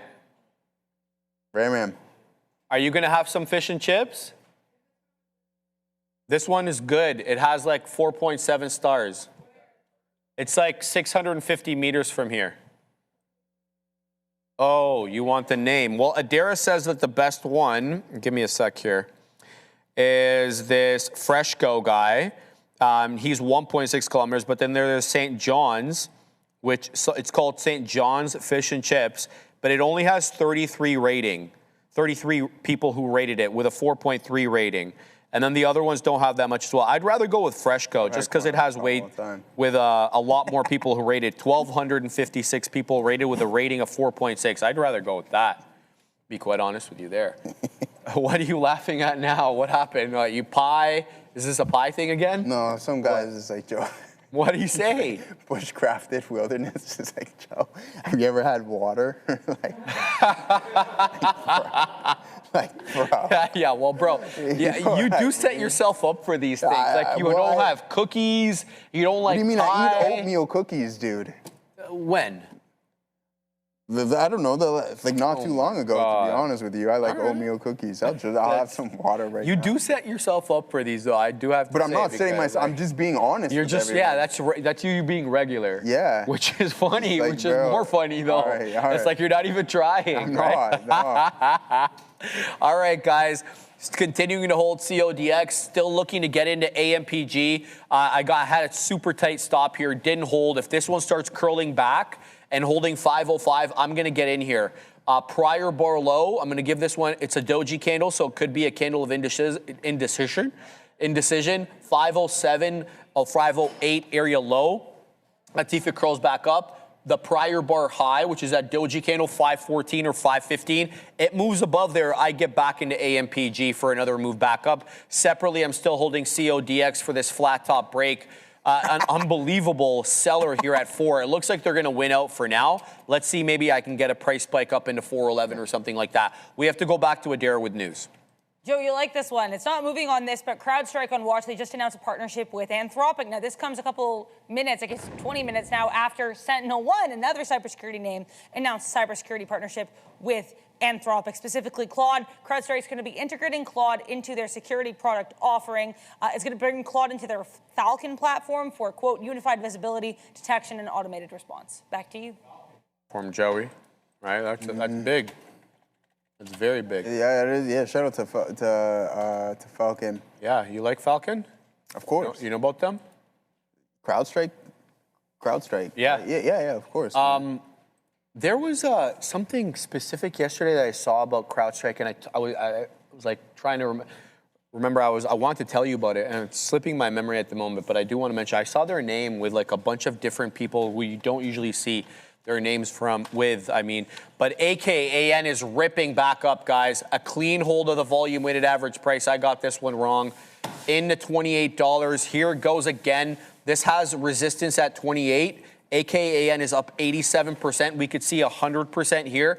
before all is said and done. Watch for the resistance, though, at $28 on AKN, but a clean hold of the volume weighted average price in and around 25. It looked like the buyer was stepping in at around 24.5, give or take. And here we are, knocking the door of 28. 28.17 is the high. Let's see how this cookie crumbles, Joey. I'm looking at AKN, AMPG, and CODX. Good stuff. We're posted up at, I believe that there it is. We just caught that fill on NVDL just right at the volume weighted average price. Let's see if we can get a little bit of an uptick here, guys.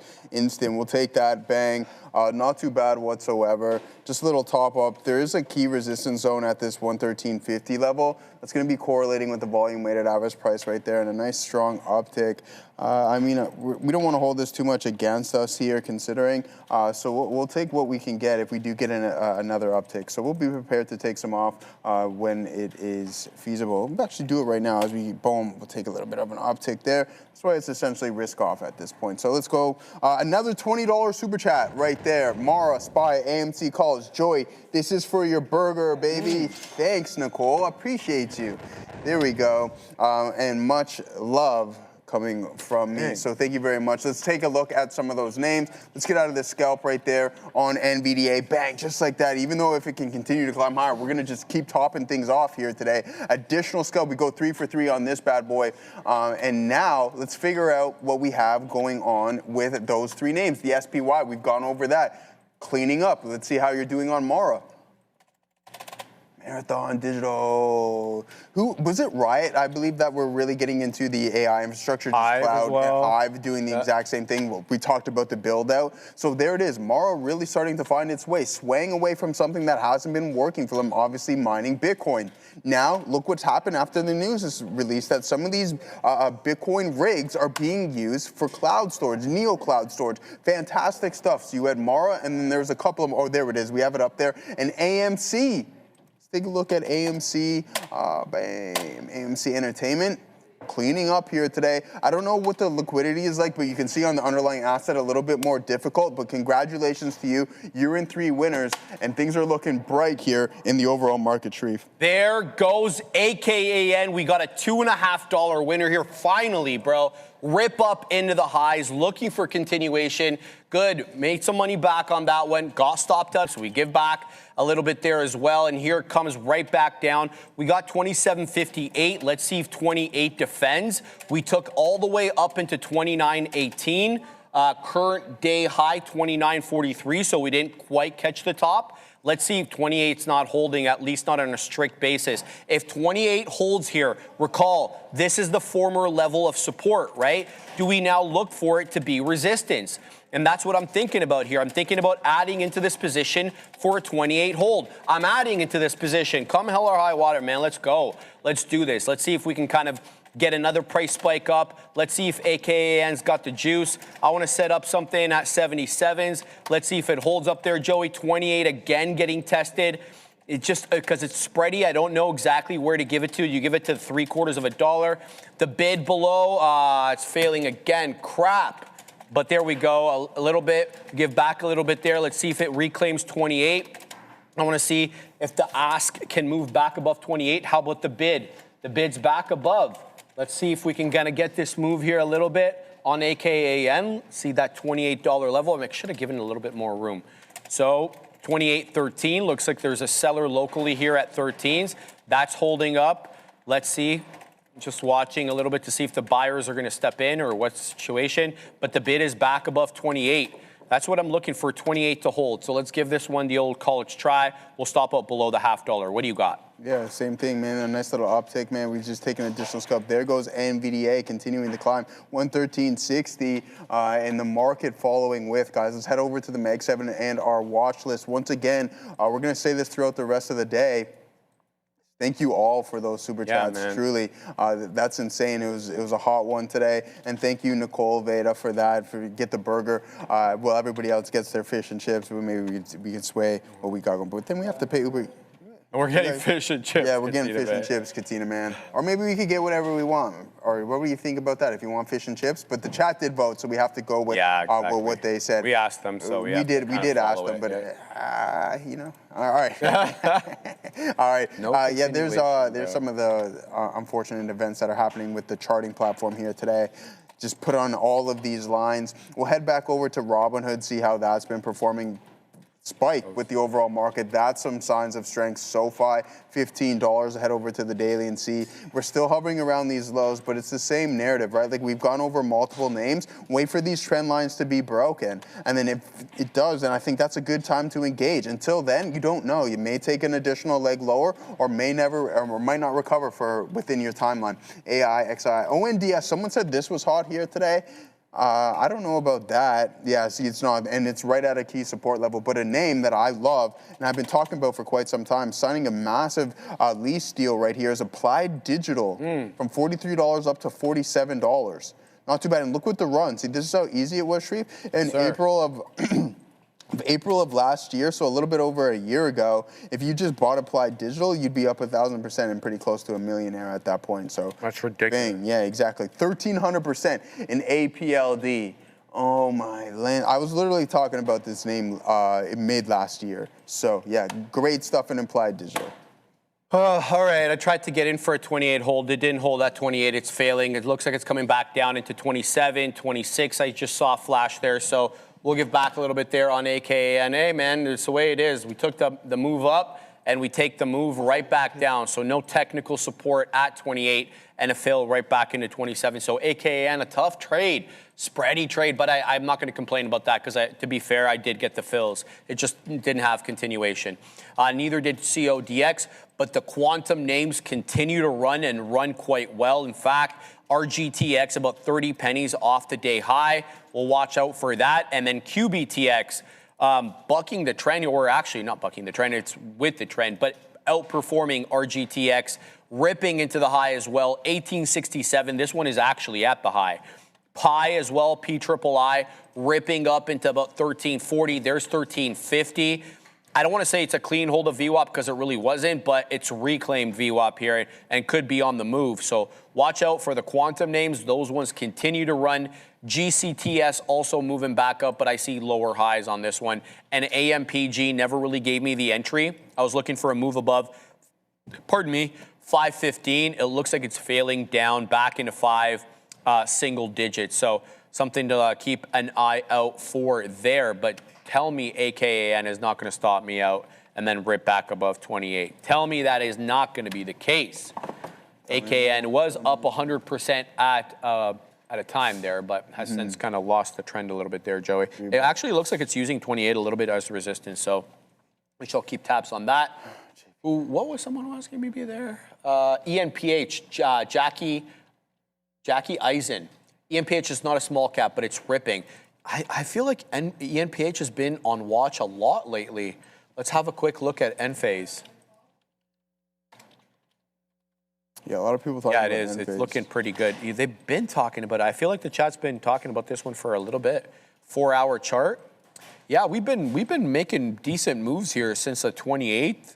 It looks like that was like an earnings report because that's 4 o'clock. That was back on the 28th of April. So since the lows there to the current highs, no, that's not even accurate. Oh, can you believe that Enphase is up 110%?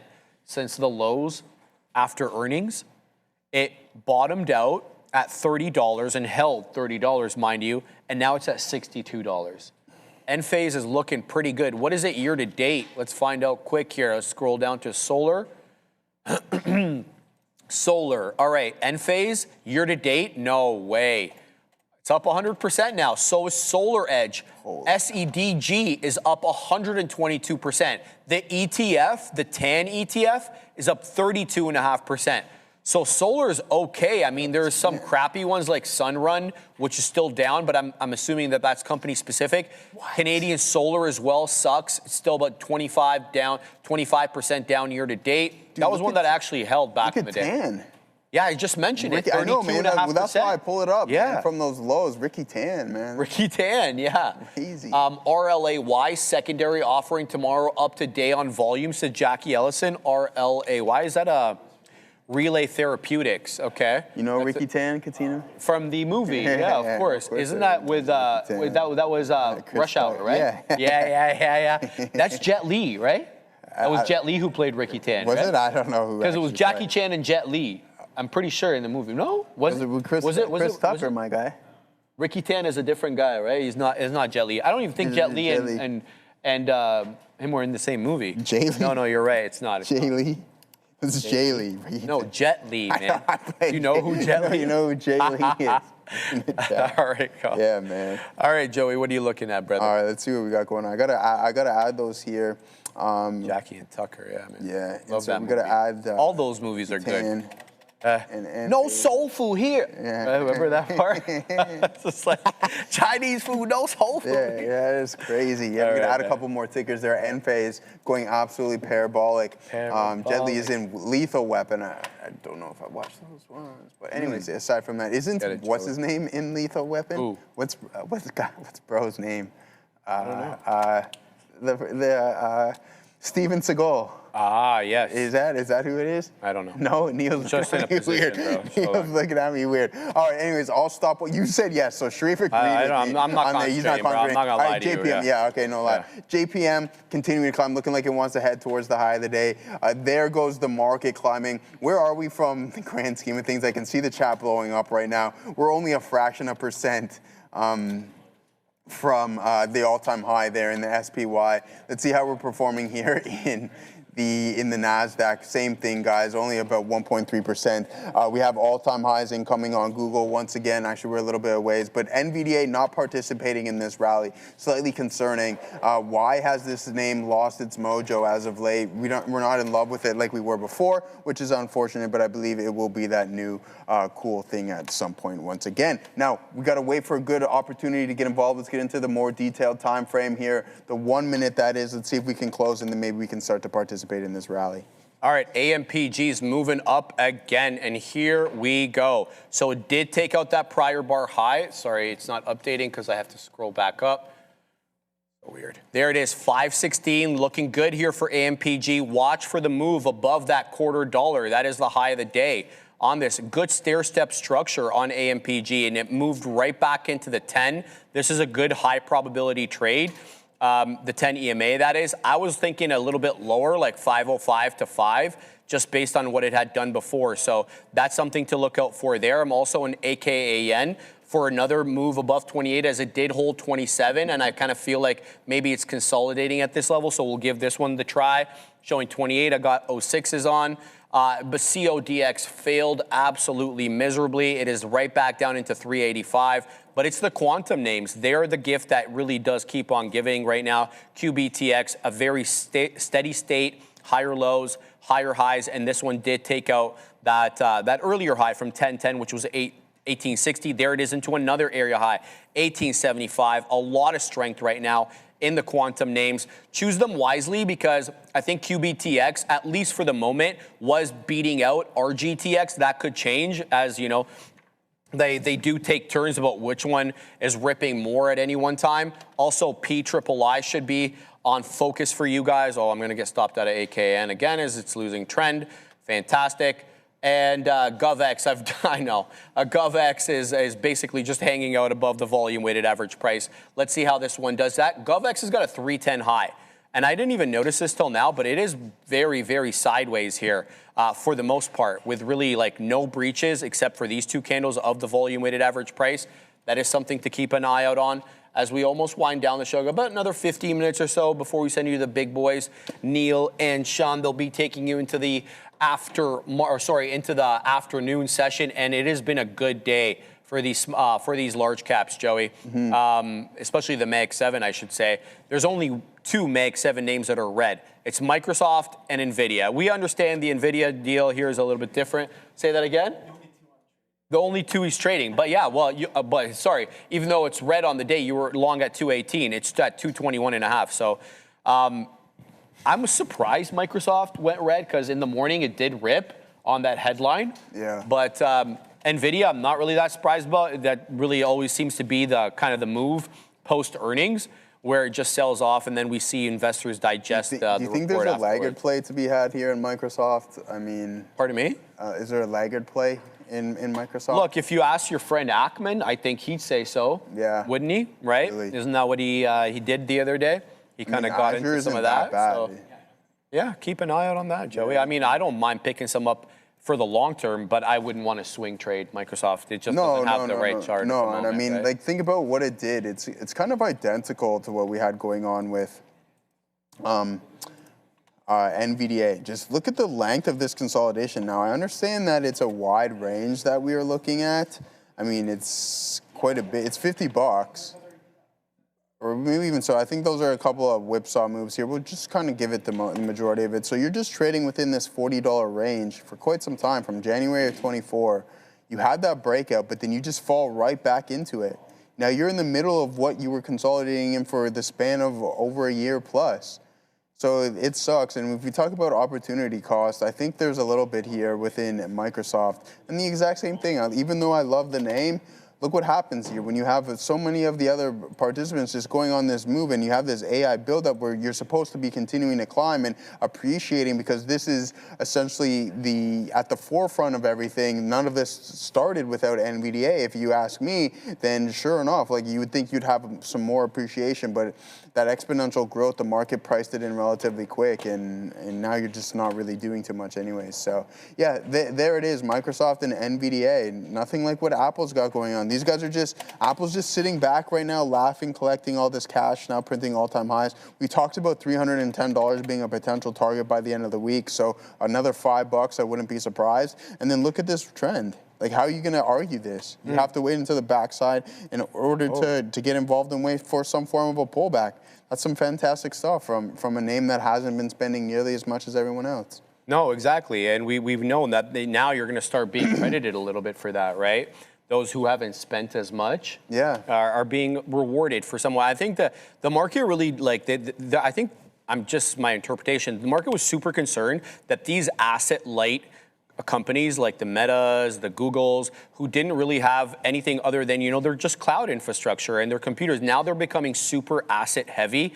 And the market, I think, is having trouble really repricing that in a way that everybody's comfortable with. Some people see it as requirement, right? And then you have others who see it as, very, very, rich, and they start drawing parallels to the dot-com bubble and the laying down of fiber and all that kind of stuff. So I see both perspectives, and especially if you're an investor or you're an analyst and you've been covering this company for a long time, and their financials were one way where, the assets were light. Basically, the debt was super light, and now they're taking on lots of debt to build this out. If you believe the CEOs, they do need to do this to stay competitive, but I think the market it's time to kind of reprice this whole thing. Shout out to Everything Brew, $1.99 super chat. What's up? AKAN, I told y'all. I'm in it right now, man, and it's really not being good to me. We're out of the money. I'm looking for a price spike up. It's showing me what I want to see. A lot of bottoming till hammer candles into 27 with resistance at 28. You've got above the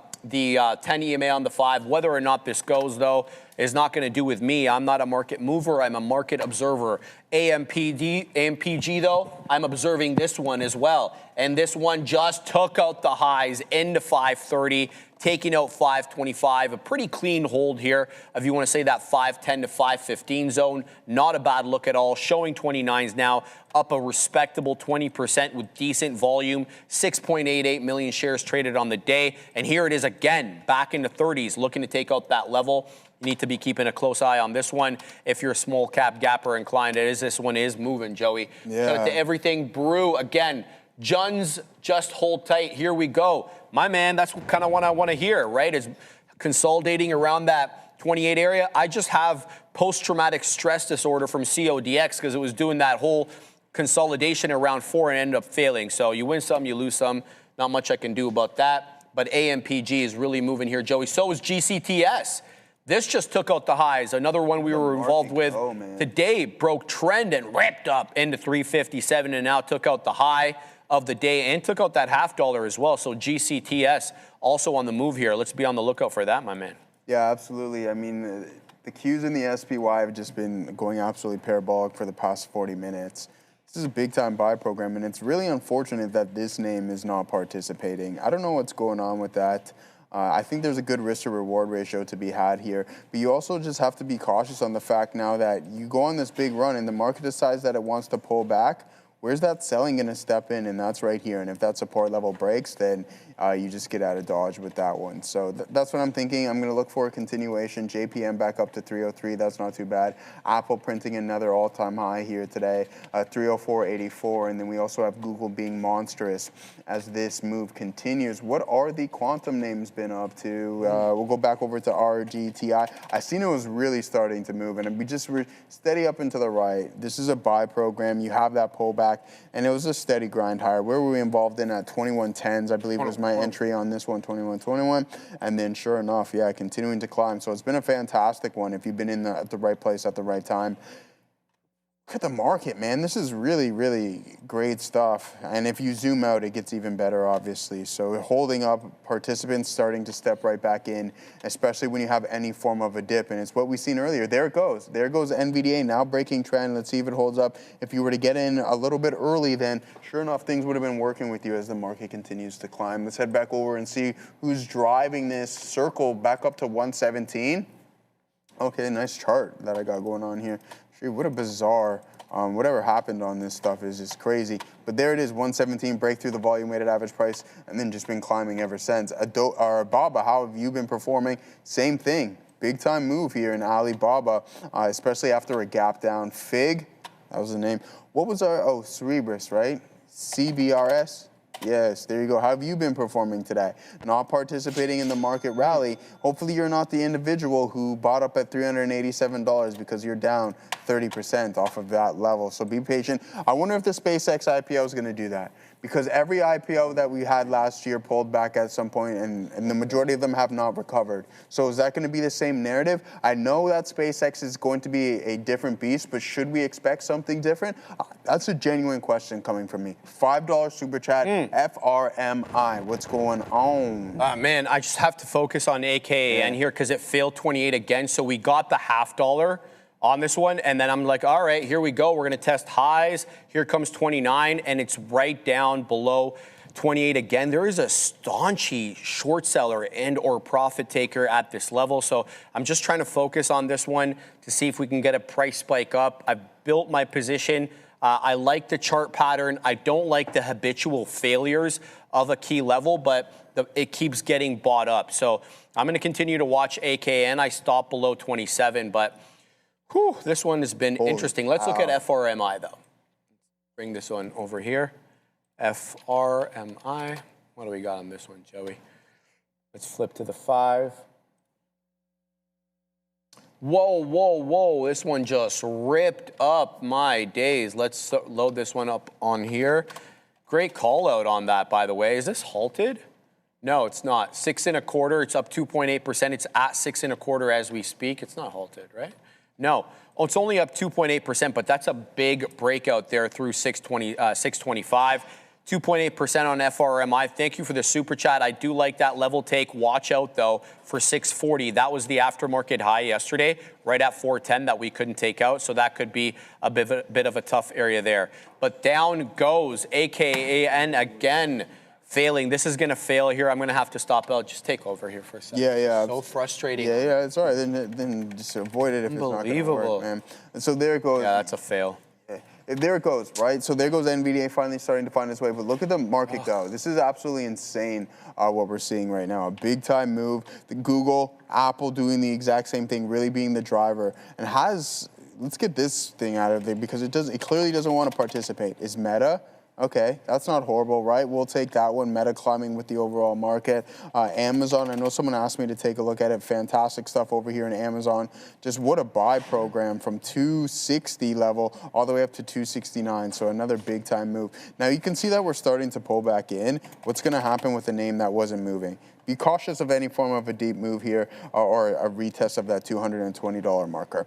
Man, Wolf of Wall Street, I truly wish that if you had any form of this, you would have got 227, because you got to think you break through this previous intraday pivot and then you just blow past the high of the day. That would have put your call options, I don't know if you're still holding on to them, around $230. Right, like, so it takes a lot of cash to move this name, and you can see that even with Google, right? But like Google, it's irrelevant because these guys are the king of the market right now, in my opinion. Even though they're not crowned, it's like that up and coming fighter who's prepared and just needs that one opportunity in order to take advantage and take that spot for the #1 market capitalization place. Now, as for our scanner, there's no need for us to go over it. The quantum names are up there, NVDA is up there, BITO. This is a divvy, so if you're chasing yield, just be prepared, like just obviously know what you're getting yourself into. When this name was at its peak, right? So you're catching a crazy, I don't know why it doesn't display the dividend, but this thing was like $3, which is crazy, 10%, but then look what happens. It loses the majority of its value, and this is a Bitcoin ETF, but it's supposed to, it traces like covered calls or something along those lines. Let's actually figure out exactly what it does. BITO. The fund seeks capital appreciation, there can be no assurance that the fund will achieve its intended. The fund seeks to provide a capital appreciation primarily through managed exposure to Bitcoin futures contracts. The fund does not invest directly in Bitcoin and may also invest in other instruments. Other instruments, not too good of a sign there. I know, right? Yeah. All right, let's go through some of the market right here to see where the pockets of strength is. Everybody's talking about this is an epic bull market. There's no question about that, man. We are really moving high here. Millionaires this created. Pardon me? You know how many millionaires this has created? Oh, yeah, man. I mean, that's the way this works, right? Like, I always say this. You don't stumble into success. Some people inherit success from their parents, but success is pretty purposeful, man, and usually it requires patience. And, you know, investing is no different, man. All right? You got to hold on to these, and you got to hold through the drawdowns, too. That's the worst part. 305.06 here. High, all-time highs for the dead one Apple as this one moves in here into almost $4.5 trillion. We've also got good moves here in the world of semis. You do have some red. I'd say that like the regular names, Broadcom negative, AMD negative, NVIDIA, Intel, SMCI, all the usual suspects. But below that, look at that, man. You got Lumentum up 11 3/4, SNDK 9 3/4. A lot of strength there. ARM up 13%. TXN and MCHP not getting love. Those are the kind of the basic chips. Everything north of 7 nanometers. GFS, Global Foundries, absolutely ripping on that quantum headline today. It did give back a little bit. I think we were at like $82 in the pre-market. We're holding 80.5 now. But guys, FCell up 24% into $26 on the day. I hope y'all have this, man. We've been talking about FCell as a swing for a while, and it just continues to rip. But as we spoke about earlier, watch out for resistance on FCell at $30. It was a key area of resistance back in May of 2024 and a key area of support back in October, November, December of 2023. I know that was a long time ago, but it hasn't been up there since that time. So what am I supposed to do? Plug Power, that hot garbage, also having a good day, 15.5%, but FCell absolutely dominating. Bloom Energy with more all-time highs into 315, up 11.5% as this one is blooming to the upside. We got some strength here in crypto, but obviously, you know, we're selling off a little bit since the highs there, Joey. But what really caught my attention, I think you and I both, was the strength of solar. You're seeing a lot of green here, guys, and Solar Edge is up 125%. Year to date. Enphase is up 96. So something's afoot here with these solar names, even though President Trump, not a big fan, nor is the administration at large of solar. Spotify is up 16.5%. Dang. What the hell? So Spotify, it's still in a downtrend, to be fair to Spotify, but yeah, those are some of the major names that I'm seeing here on the watch list. It's a great day for the long term, an absolutely horrible day for me intraday trading, but that's the way that the cookie crumbles. And we'll see everybody tomorrow, I guess. And thank you so much, guys, for the ridiculous amounts of super I'm not gonna chats. try to calculate that. I'm super pumped for the fish and chips. I'm not gonna lie, I haven't had it in a hot minute. And so we're gonna do it live on the show. Yeah, we're gonna do it live, man. We're gonna do it Hopefully, live? yeah. Let's make sure we do it, man. Yeah, so we gotta make sure Ram goes and picks it up. I just want, again, we'll send it off now. 2-0. Yeah, Ram gonna get that here. We'll put it on. We love you, Ram. Put it on her card. Dragos, thank you. S14 Johnny. We have Dragos once again. Wolf of Wall Street. Yeah. Thank you Casey. all. We'll head over. Casey, we're gonna get to her. Trader GIF, everyone. Phoenix, welcome. We have Mark. We'll skip this guy right here, and then we have Casey sending multiple memberships. Everything Brew, Mopar. STK, you see what I did? Oh, you STK trader, Wolf, everything Brew, everyone just sending absolute cash, Deep Cheeks, AI, Casey, Nicola. Oh, my girl, no. thank you very, very much for the burger funds there. We're gonna go Oppo. What these guys have got going on, and Walter Ford. Neo.